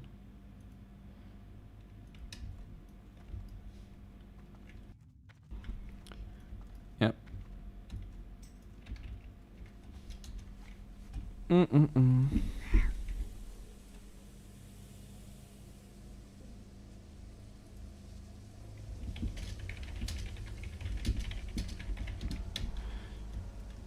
Yo, what's up, dude? Hey. How's it going? Yeah, I just like kind of overview videos. I don't know if you saw the one I put for Resto up yesterday, but it's just kind of, you know, here's me in a dungeon thing. Yeah, I get it. I get it. It's always important to get footage. For me, like, yeah, I'm fine. I'm chill. Good runs. How fast was that? Do you have any idea? Because if you recorded, because if you recorded that, yeah, I can tell you right now. Let's see, videos. Should be this one. Let's see, we zoned in at.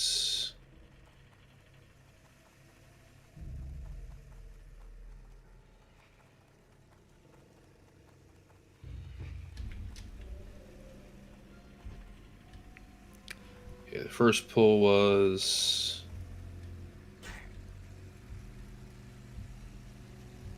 Okay, 7 minutes and 42 seconds. And then we killed the last boss at...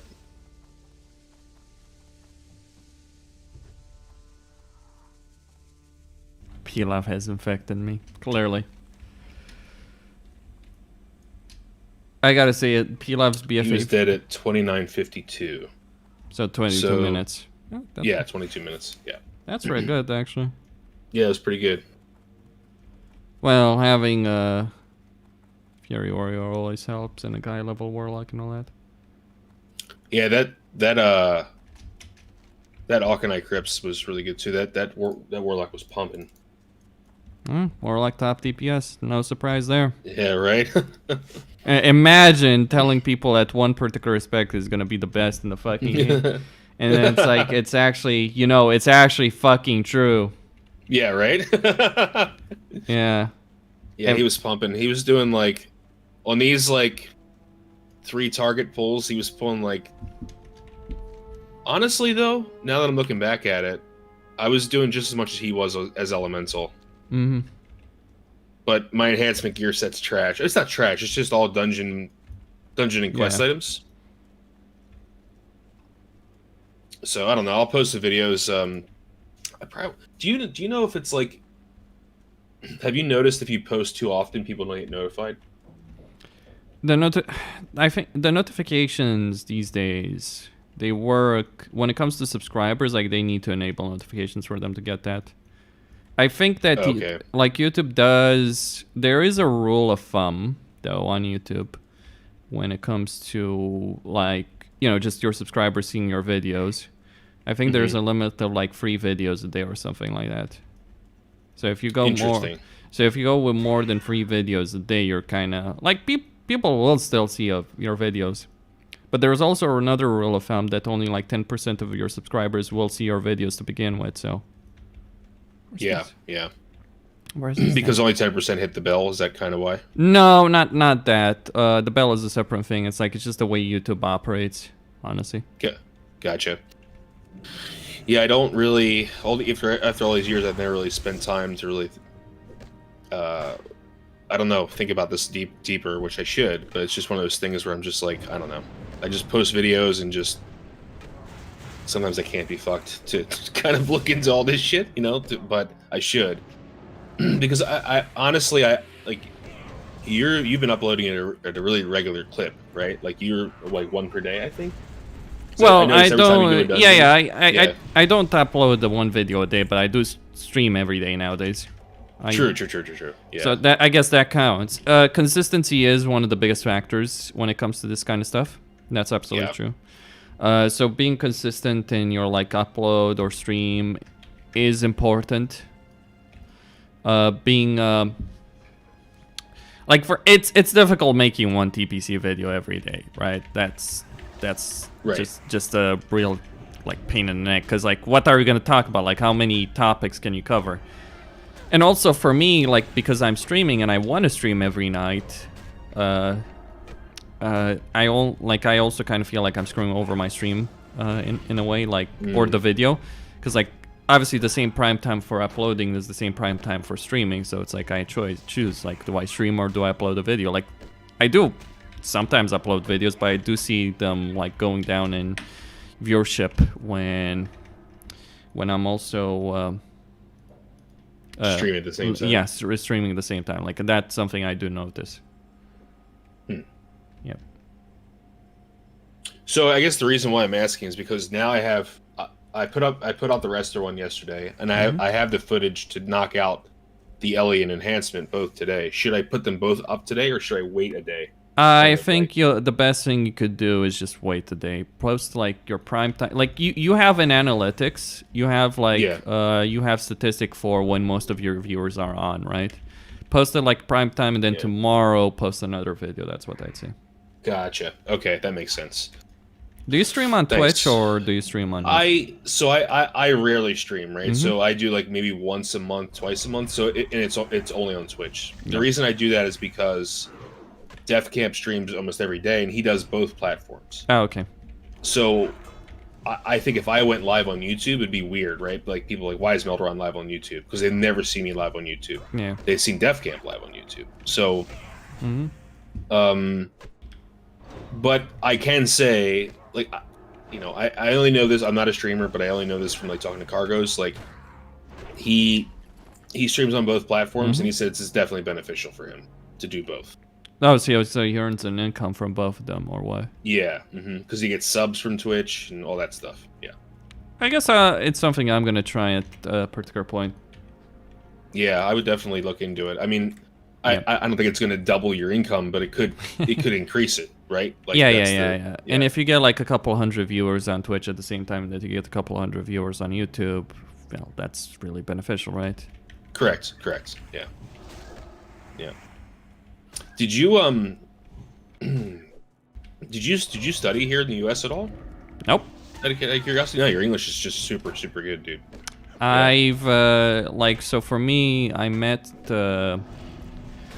I started talking with Americans before I even started WoW. So think of like 2006 or something like that, right? 2005. Yeah. So I started talking with people from America while playing Warcraft 3. Then I started playing World of Warcraft, and obviously I did play with Europeans, but yeah. Also Arabs, actually. I met quite a lot of Arabs in WoW. But then when I quit WoW in early Wrath the Lich King, I went back to Warcraft 3 and I joined the community of Americans there. And so I spent years upon years just talking in English. But one of the things, like one of the reasons I actually started playing WoW again, like I decided to play on Light Soap, and one of the things I saw my skill as a gamer going down without World of Warcraft, because like I was doing a lot of single player games, and single player games are not good at all for your skill as a player. They're very most of them even on the highest difficulty, and I've played a lot of games on highest difficulty, which is very dull, dreadful games of attrition. Like that's what it is to beat them. Like you're just playing a game of attrition. You're not really putting in any real skill or effort most of the time. Right. Right. Like, doesn't matter what kind of game it is. It can be an RPG, it can be a shooter, it can be a strategy game. Like, most of the time, you're just playing the attrition game. Sometimes you can do really great plays like Dark Souls or Doom or Wolfenstein or all that, but that's rare. Yeah. It's funny. The reason why I asked if you were originally, if you were like Dutch, not Dutch, Dutch or Danish, was because, you know, I don't have very many interactions with Romanians, but like one of my really good friends, like I said, when I'm studying for my PhD, we lived together for 3 years, and like his English was good, don't get me wrong, but like it was a very, and I know Romanian's kind of like it's like a mix between Latin and Slavic, but he had a very Slavic accent, and you don't. That's why I was like, I would have never guessed Romanian. Never. That's well, why I was like, the reason most Romanians have a very Slavic accent, like one of the interesting things is like a lot of people in real life also tell me that I'm speaking like in a very British way in Romanian. Right? Like my Romanian has gained a bit of a like English accent in a sense. I see. Like one of the things is a lot of people, we do study English. We watch when we were kids, my generation, that's like 30 years old, all the TV shows that we used to watch as kids, they were all English. Like I remember watching cartoons when I was a kid in English, no subtitles, no, like obviously I couldn't read when I was very young, no subtitles, and the language was English most of the time. And so it's like you pick up stuff, right? A lot of people in Eastern Europe in general, I would say, know at the very least. Like one of the things I actually resent these days is like the fact that all the cartoons have gotten like Romanian dubs. I'm like, that's actually shit. Yeah. Because people are not going to gain the same language English understanding that we did. It's like, oh, but for the children, children, cartoons, education value. Yeah, it's like, so I was in, I dated a German girl for a long time, and we met in the United States when she was studying as well. And so I went to Germany probably 3-4 times a year for like 3 years, and I'd stay for like, I don't know, 3 weeks. And something that I noticed with the Germans as well is like they dub their movies as well in the German. And the Dutch don't, so they keep it like English. And the Dutch people's English is so much cleaner than the Germans. Even though Germans can speak English, don't get me wrong, but a lot of them can. But it's interesting how, how that is. Well, I used to date a German girl as well. She spoke very good English, but she also liked to watch movies in like German dubs. We watched Blade Runner together. The original or the remake? The original. This was quite a few years ago. Yeah. Yeah, interesting. Yeah, because I'd never been, before I met her, I've actually never left the United States outside of going to Canada. So it was awesome. I really like Europe though. But I've only been to Germany, Netherlands. I've been to Finland for work. I've been to Estonia as also for work. But I don't know. Europe's so nice, man. It's super, super nice. It's culturally, it's there's a distinction for sure. I mean, like I think a lot of people think it's super different, and it's not super different from here. But there's definitely a lot of things that I think. Again, these are only the countries I've been to, but the Europeans that I've talked to and met, there's certain things you guys hold more value in than we do as Americans. Well, I think a lot of those things are like living, overworking, kind of like working yourself to death, and I don't know. That's just something that I've seen. Yeah. Well, one of the things I would say about like Europeans, and this is the one thing that kind of sticks out to me. So, I've visited certain European countries. I've been to Greece. I've been to Germany. I've been to Austria. What I noticed, there is a commonality in how architectural commonality in European countries, right? And I was talking with a cousin of mine about this, and she studied architecture, and she's actually lived in London for quite a few years. And what she told me is that basically all major European cities on the mainland of Europe are built like on the model of Paris. Like the Paris of Napoleon III. Napoleon III basically created the architectural model that was used in Paris after, like, once he became emperor, when he rebuilt Paris, is the model that a lot of European cities use. And so, like, you can go from like Brussels to Vienna to Paris, and it's like it's gonna feel like there's gonna be some kind of samey feeling in all of those places.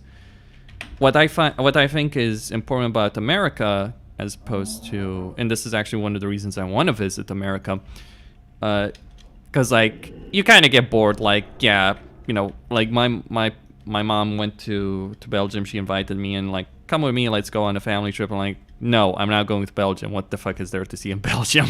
Right. Because it's the same style, and I know it's the same style of like architecture and all that. It's like if like Paris is worth seeing because like that's where the style came from. But like London is different, very different, and also like the British have their own style, architectural style, and they are set apart as well as the people from the rest of Europe. I think Brexit was like for me an inevitability in a way. Yeah, it's because they even consider themselves like not Europeans. They have that kind of air about them, but. Yeah, I've only been in England once, but it was overnight in Heathrow, so I didn't really get to experience everything. Yeah, obviously. But like I think with America, America has like a more so Europe has like a 19th century style to it. America has like a kind of like classical style to like Washington D.C. and all that. Like there's correct. Like there is an American style to it, and it's like very much based on ancient Rome and all that, but modernized and all that kind of stuff, right?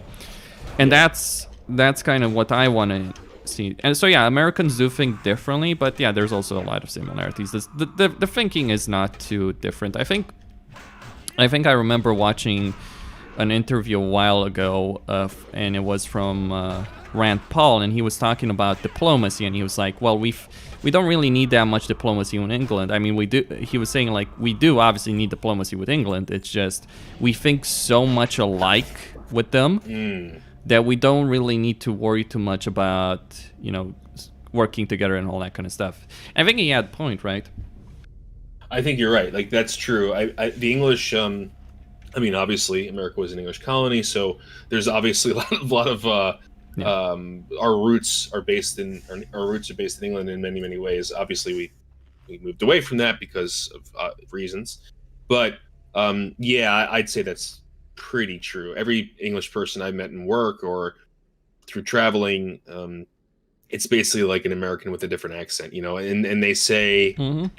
Of course, we have our own little weird words for things, like they call a subway the underground, or they call a elevator a lift, or what all these things that are kind of like weird to us. But yeah, generally, I believe that America, even though we're not under the crown, is somewhat an extension of the British thought process, or whatever you want to call it, culture. But then, I guess the big difference with America and Britain is that this country was built on immigration, right? That was like a big.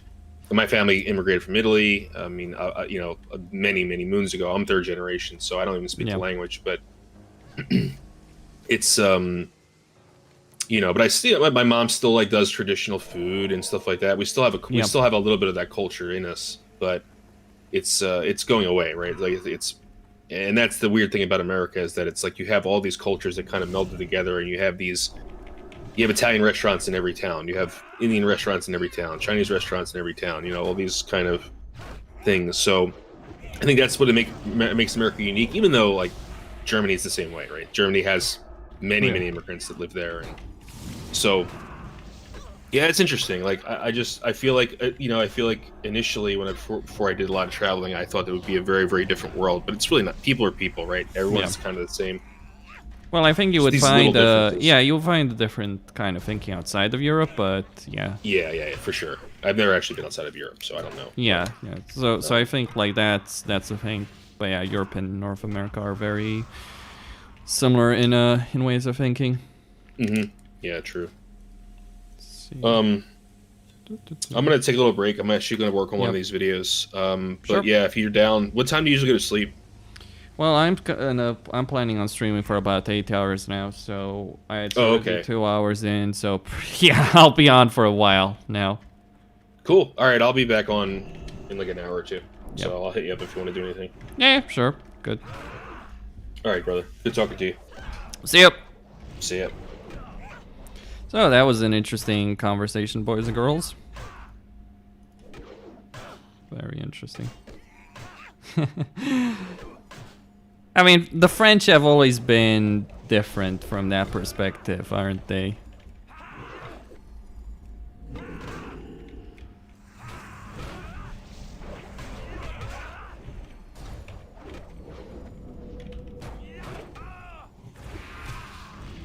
I wonder if I'm gonna manage this.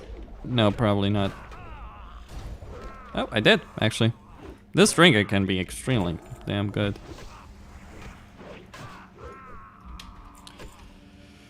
Okay, let me get mana. USA, damn. Okay, by the way, let's see. Let's see.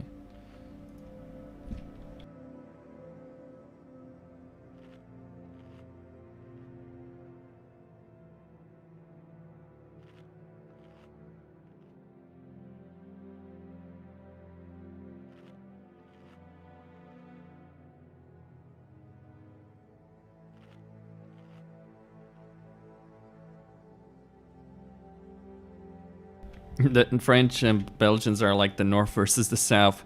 Yeah, that's pretty true, actually. But I do think you can learn quite a lot about people just based on architectural styles, honestly.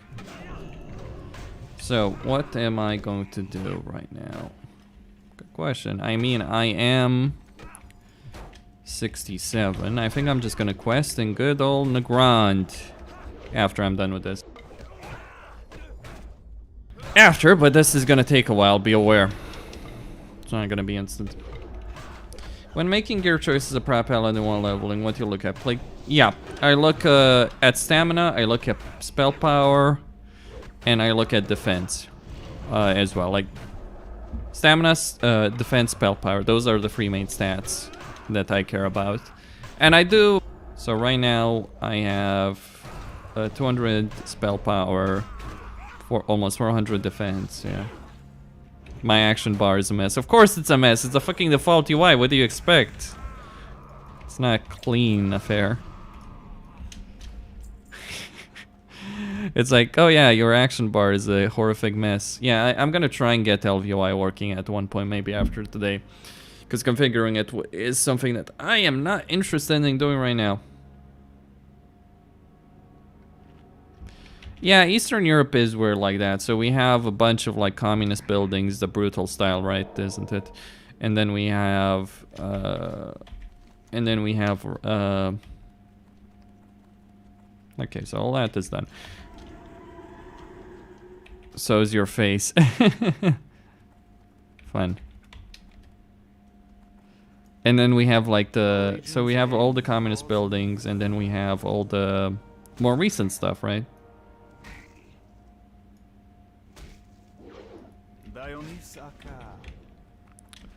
The Fallen Exarch.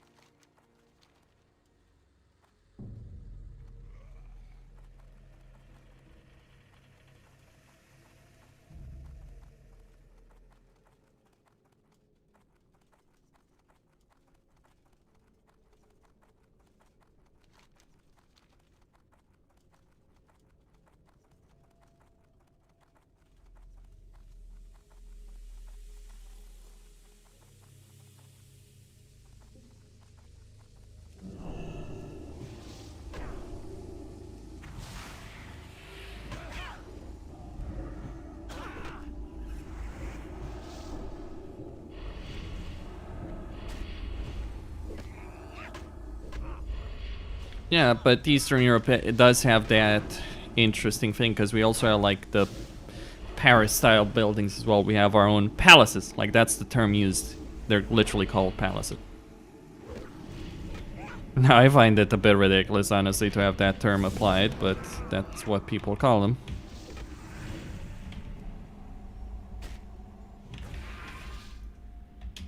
So it's only one mob that region, man. Well, 900 mana is not something to sneeze at. So, but yeah, the Palace of the Parliament is, whew, it's huge. It's on top of a hill, and like you can spend, I don't know, you can probably spend easily over an hour just walking around the building. Your voice is the pretty girl on multi-color ostrich chicken. Okay, good.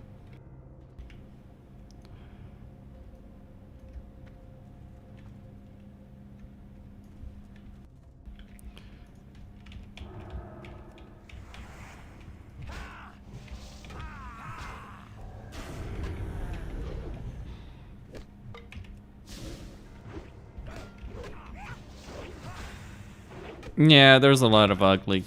The apartment buildings are absolutely terrible. So that's where you're from? St. Petersburg, yeah.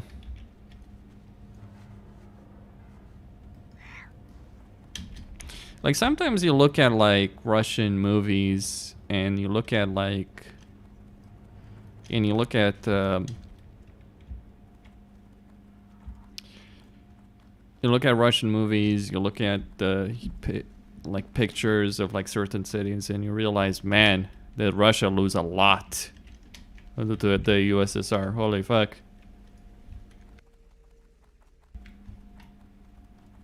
Like it's not even funny. What's on your mind? Is there a Castle Vlad or Movie Buff's Castle Dracula? No. Watch your back. No, there is not. Alright, let's get going, boys and girls.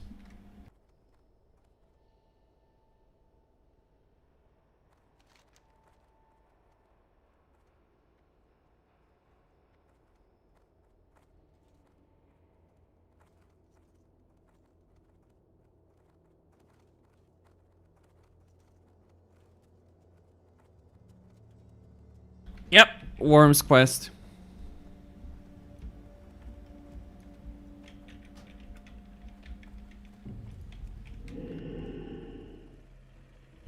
Yeah. Russia? No, I'm Romania.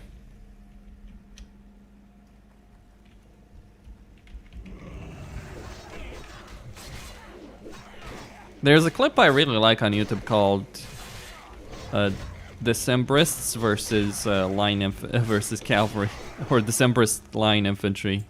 You can Google YouTube that.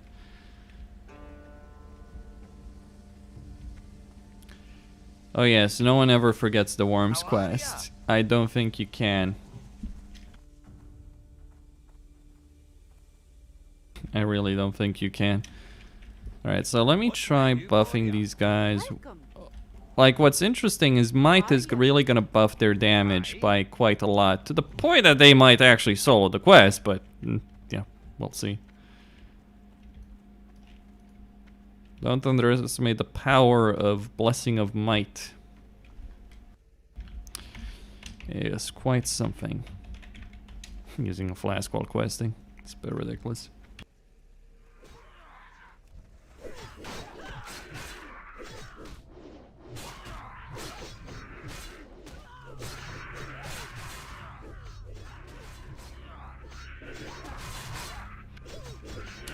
That's absolutely smashing to pieces that mob.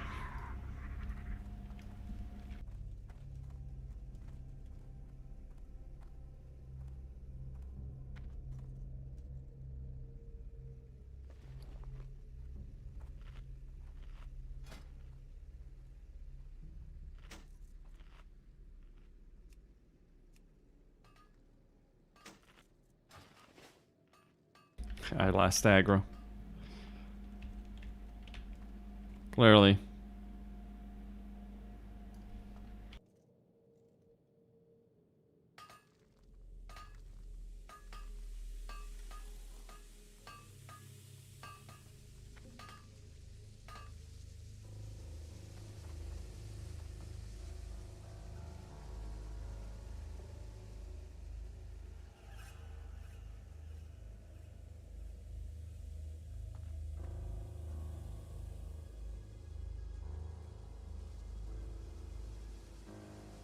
Great to meet you.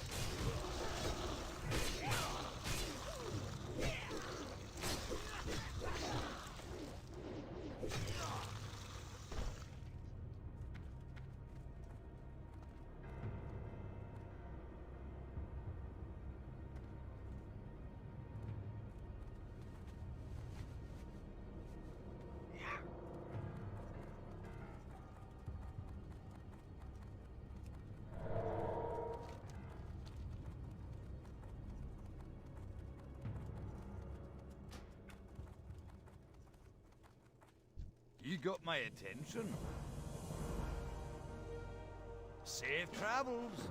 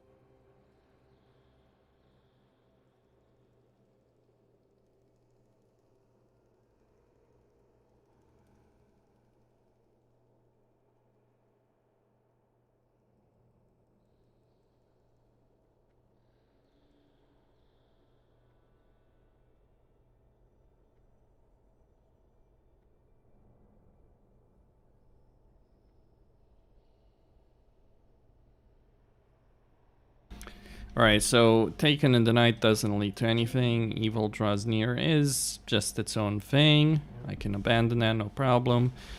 Alright, so I'm gonna go turn this over. The one quest that does matter is Visions of the Dead, but it's not something that you can solo. You need the group for this one. Now, the reason Visions of the Dead is important is because once you do Visions of the Dead, you do get the Soul Caller quest, which is to kill an elite around here that requires a full 5-man group.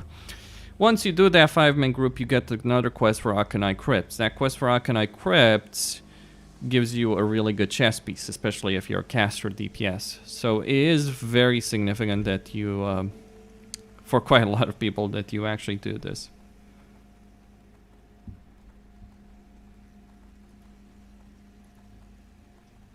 It's called Everything Will Be Alright. And it is absolutely worth doing. Nope.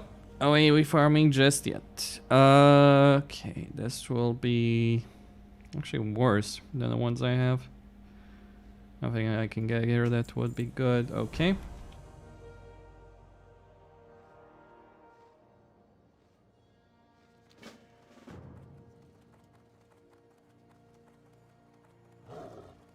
Yeah, I'm not 68 yet. I am about a 7th or a 6th really away away there. I'm gonna go pick up some water. Because it's on the way anyway.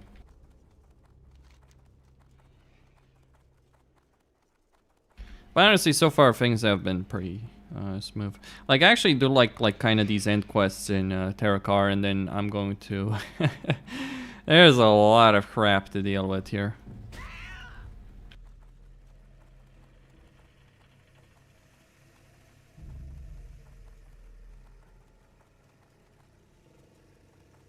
Doesn't really get all that different. The only thing you might do differently is seal swapping. That's about it. You're doing blood and command. It's very simple rotation. The main thing about Red Paladin is about mana management, really. Speak. Okay, gonna sell that one, sell that one. Doom Skull. I'm gonna drop Evil Drasnir. Where is this infested protectors?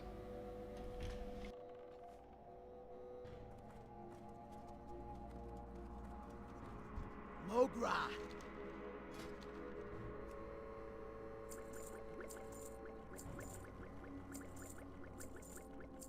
May your blade.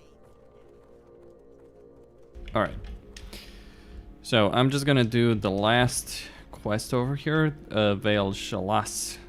Signal Fires.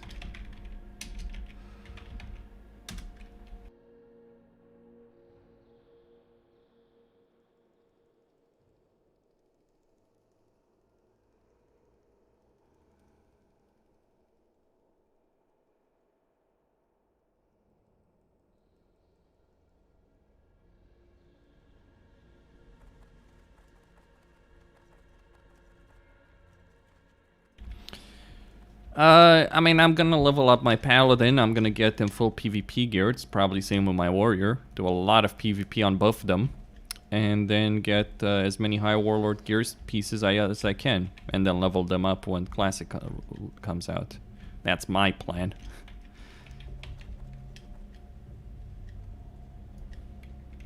Okay. So, that's what I think about that. Seal twisting is different in Classic than the way I've seen it, shown it in that video, but we'll see how much different it is. I need to do testing on this subject. Quite a lot of testing. It's not just cut and dry. Thankfully, we do have target dummies. I just wish I had level 60 target dummies. Wouldn't kill you, Blizzard, to have some level 60 target dummies with it. Either way.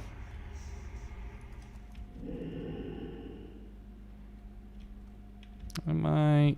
Yeah, I am. There we are. That's where the mob is. Some people have been doing the quest, I suppose.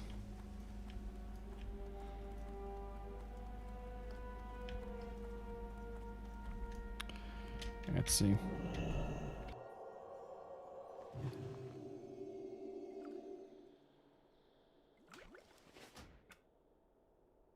Well, on private servers, you would do Seal of Command and then swap the Seal of Blood. In Classic, it might be you use Seal of Blood, then swap the command. Means it's less efficient, by the way. Different affair altogether. Like, on private servers, you would have more control over it because you would only seal swap to blood once you saw that the command was actually proccing, right? Well, I don't know how it was on Endless, to be quite frank about it, so I can't really speak on that. Alright, anyway.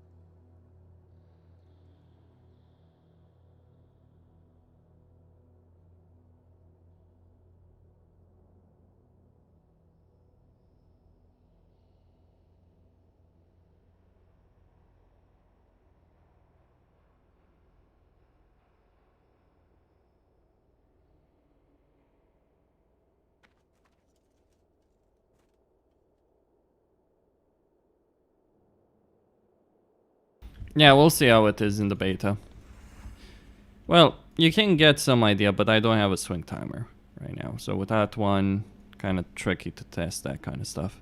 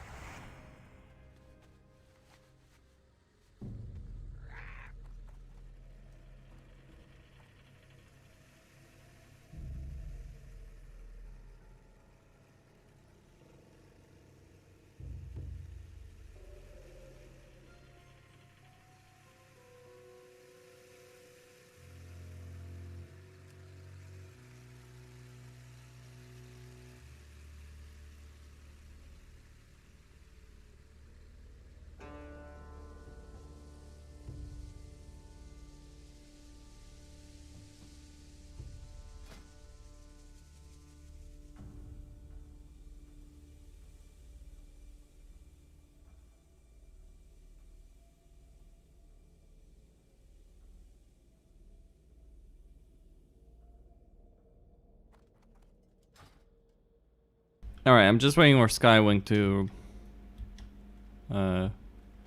respawn. Might take a couple of minutes though. When do I think pre-patch will be out? I think pre-patch will be out whenever Blizzard decides it, which we don't know. It could be May 18th as the data mining has suggested. It could be later, much later. We have no clue, to be honest. I think Blizzard, I think the Classic team might be under some pressure to release Classic quickly though, because Shadowlands is dying, Classic is dying, their sub numbers are going down. Latest statistics showed that their sub numbers went down by like 50%. That's actually quite enormous. Remember that. Like that's not an insignificant number that they have there. So if all of that is true, then you're looking at an enormous subscriber number loss. And so the Classic team, like obviously the Shadowlands team is probably under pressure to release 9.1, but we don't know when that's happening. We don't know when that's going to be ready.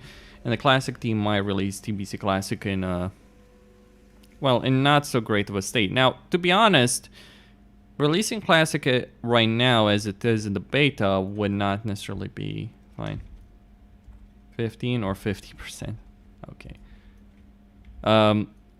50%, sorry. Yeah, Shadowlands is just between content patches. It's more like 40% right now. So, yeah.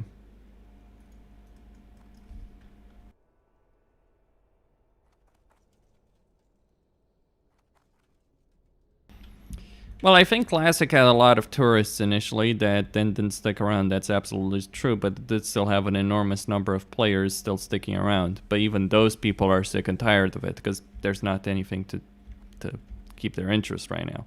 Shadowlands had the second biggest release of any PC game ever made, and then it's gone down in flames, basically. So retail is in a really dismal state. Classic is not that much better right now, so.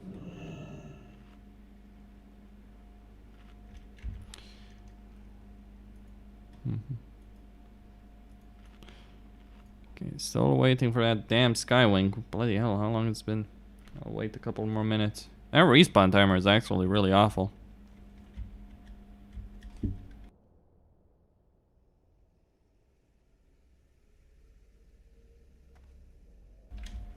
Most people know who take a break keep their sub. That's also a factor as well.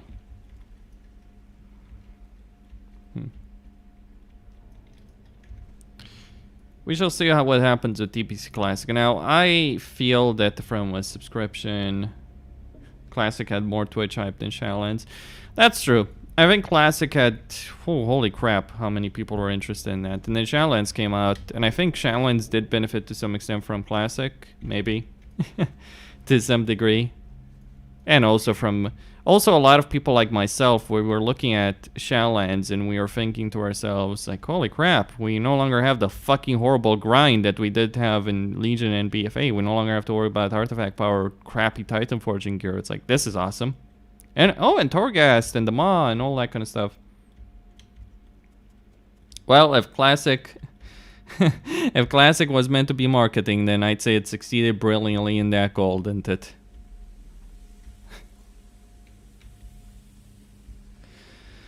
Yeah, 400k people watching Asmongold. He made a damn fine fortune getting that. Doing that. Like, imagine how much 400k people is that.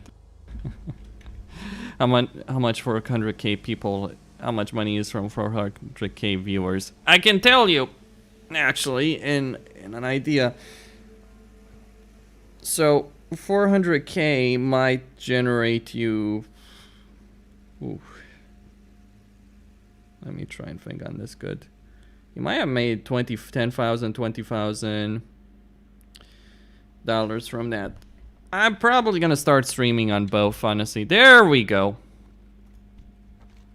But that's the once I get some new. Okay. Hello, Skywing.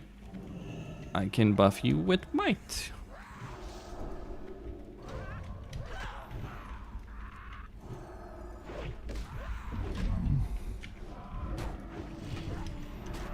This should be easily soloable, honestly.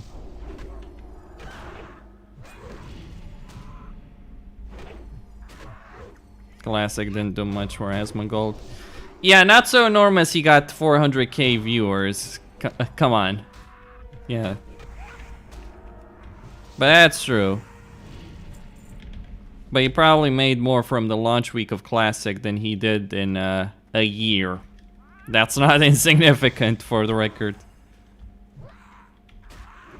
That's enormously significant.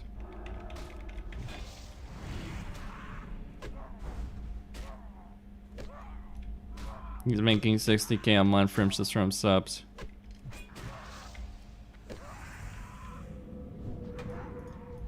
There we go. Bad mana region. I can buy gifted stuff for my mana on Twitch.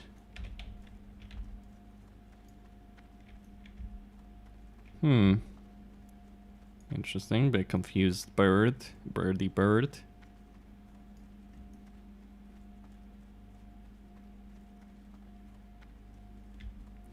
Still lives as a bum. Yeah, it's kind of weird. I guess it's convenience. Though you probably can afford the fucking housekeeper at this stage, can't he? So it's like, holy crap. Like, it's a lot of work. Anyone who underestimates that, like actually doing YouTube is a lot of work. Or Twitch. Like, yeah, Skywing might be able to kill that on his own. People know about Asmund's money too much. It's always interesting. Like, a lot of people do obviously have an interest in knowing how much content creators make. I can tell you, unless you're really big like he is, literally took a week break, gained more money than Classic. What the fuck?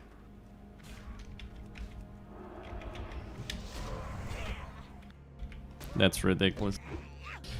But like, people want to know, like, when I can tell you this, and unless you're really that big, you're not really making much. Well, you can, but still. The thing to understand about Twitch and all that is, like, if you're a smaller content creator, you make pennies on the dollar compared to those guys. Where is that fucking bird? Why is that bird going over there? What that's like? Is this the tourist view of Skywing? I'm gonna help it. Just give me a second. It should be fine, right? You can take a chain lightning. It's interesting, like melee-wise, Skywing can actually hold its own, but not against these guys. Skywing with oral buffs can destroy all classic raids.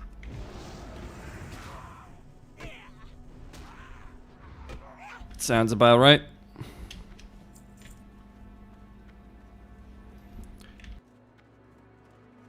Okay. Now the one thing I might have an issue streaming on Twitch because of limitations of resolution, FPS, all that kind of stuff. So that might be a bit of a problem.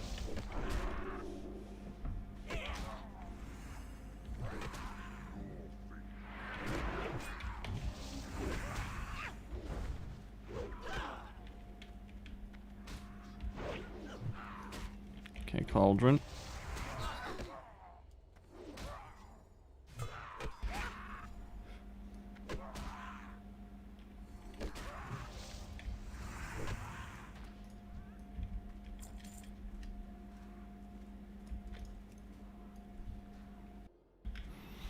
Skywing will be fine.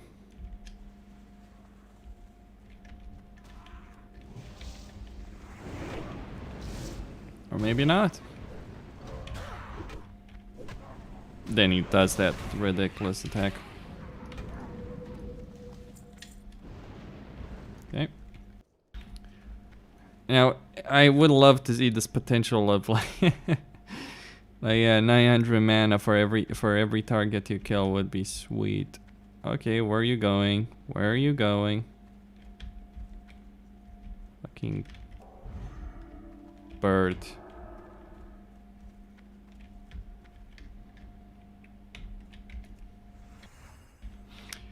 Okay.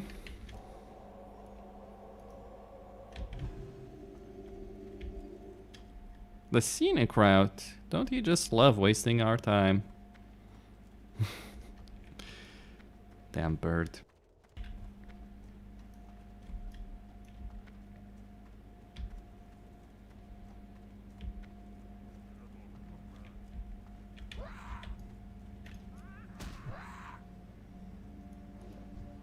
Nope, that's gonna kill him.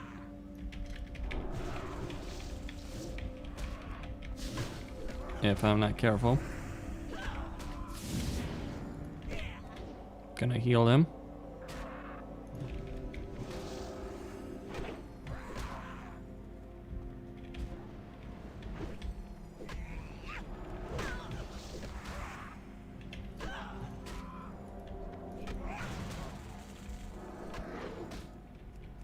Oh, he actually hits hard.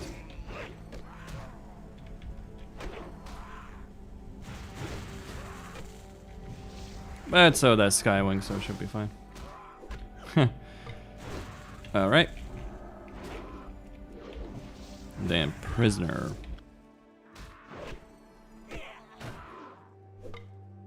Why, hello there, Vase. Thank you.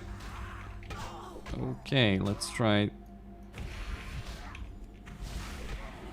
Can you kill him? That was close. Way too fucking close.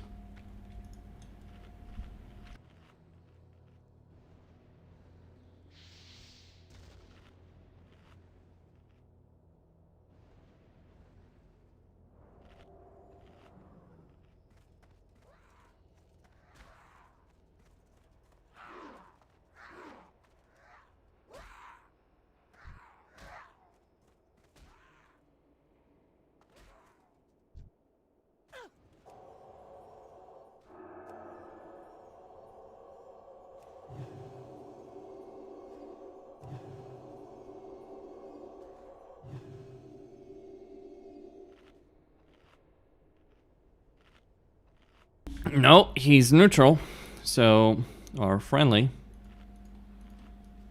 By the way, interesting fact, Skywing is gonna die right there. So, I saved him from the curse, only to let him die to a random mob. But who cares, right? This isn't the way. There is a way, I think.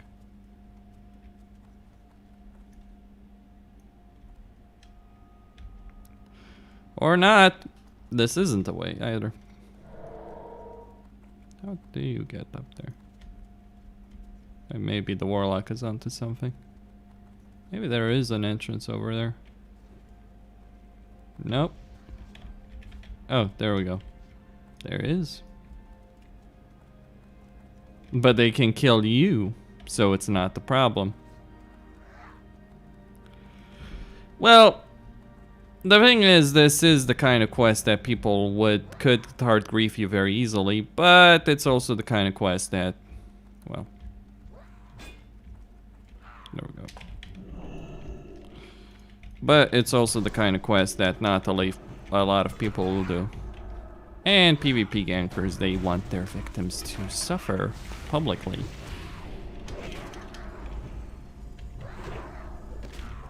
Let's go for it. This.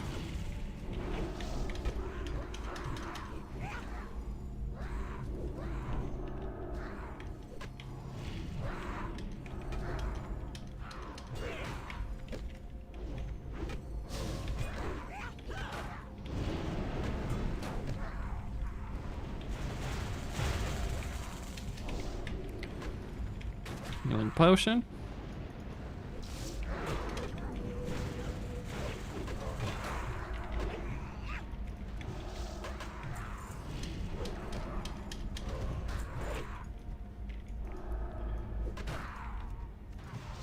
Talon guard, good.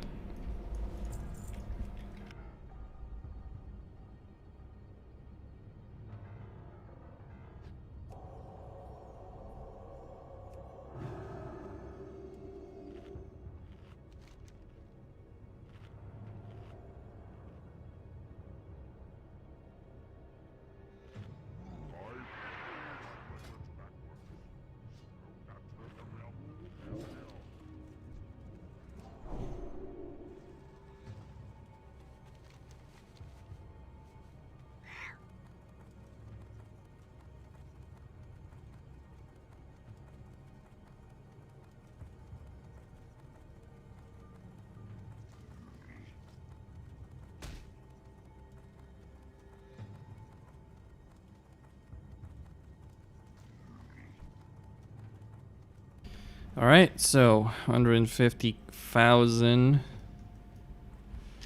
XP. Probably soon gonna be like 200,000 out of 750,000, and yeah, then I need a couple more dungeons, more quests in the ground, and then I'll be 68. I'll be 68 long before I can finish the ground. In fact, I'm pretty certain that between the ground and Blade's Edge, I could get all the way to 70 if that was available in the beta, which it isn't right now.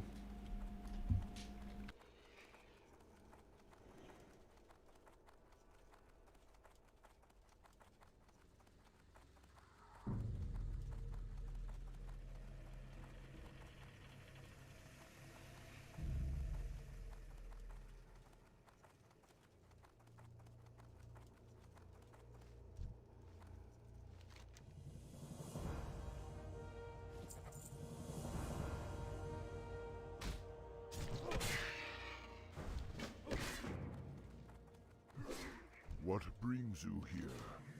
Ancestors watch.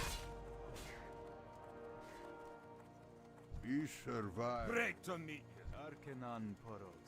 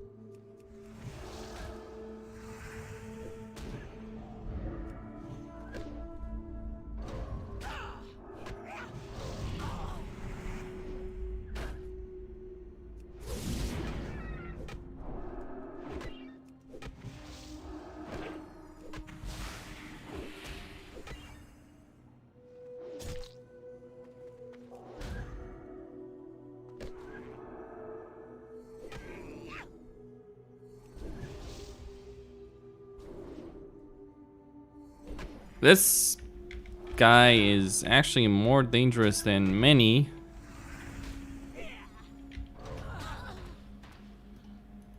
Than many non, Okay, he's sitting there. I don't know if he should be sitting there. Yeah, the Kurtis offensive has failed. So I think I need to try a couple of things differently.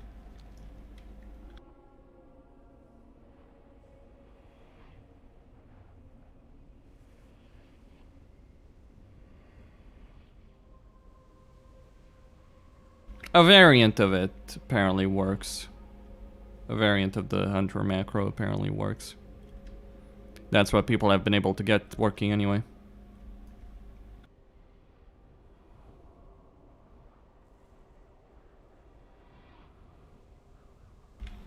Alright, let's see. Camera interface is bugged. Okay, whatever. That's not really relevant. Okay, so camera distance at least hasn't bugged out for a while. So I guess they fixed that.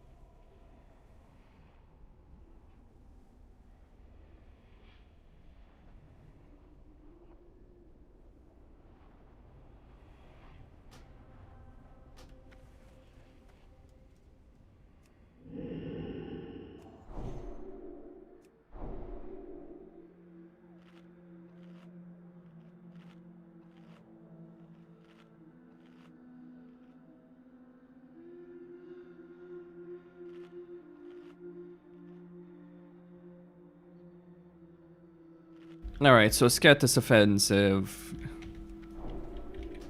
I'm actually gonna skip out on this quest for a moment. No point in trying it. I mean, I might manage it, barely. But it's not the kind of quest meant to be soloed. Very clearly. More target dummies. I don't believe those were there earlier, if I'm not mistaken. Remember the lessons of the past.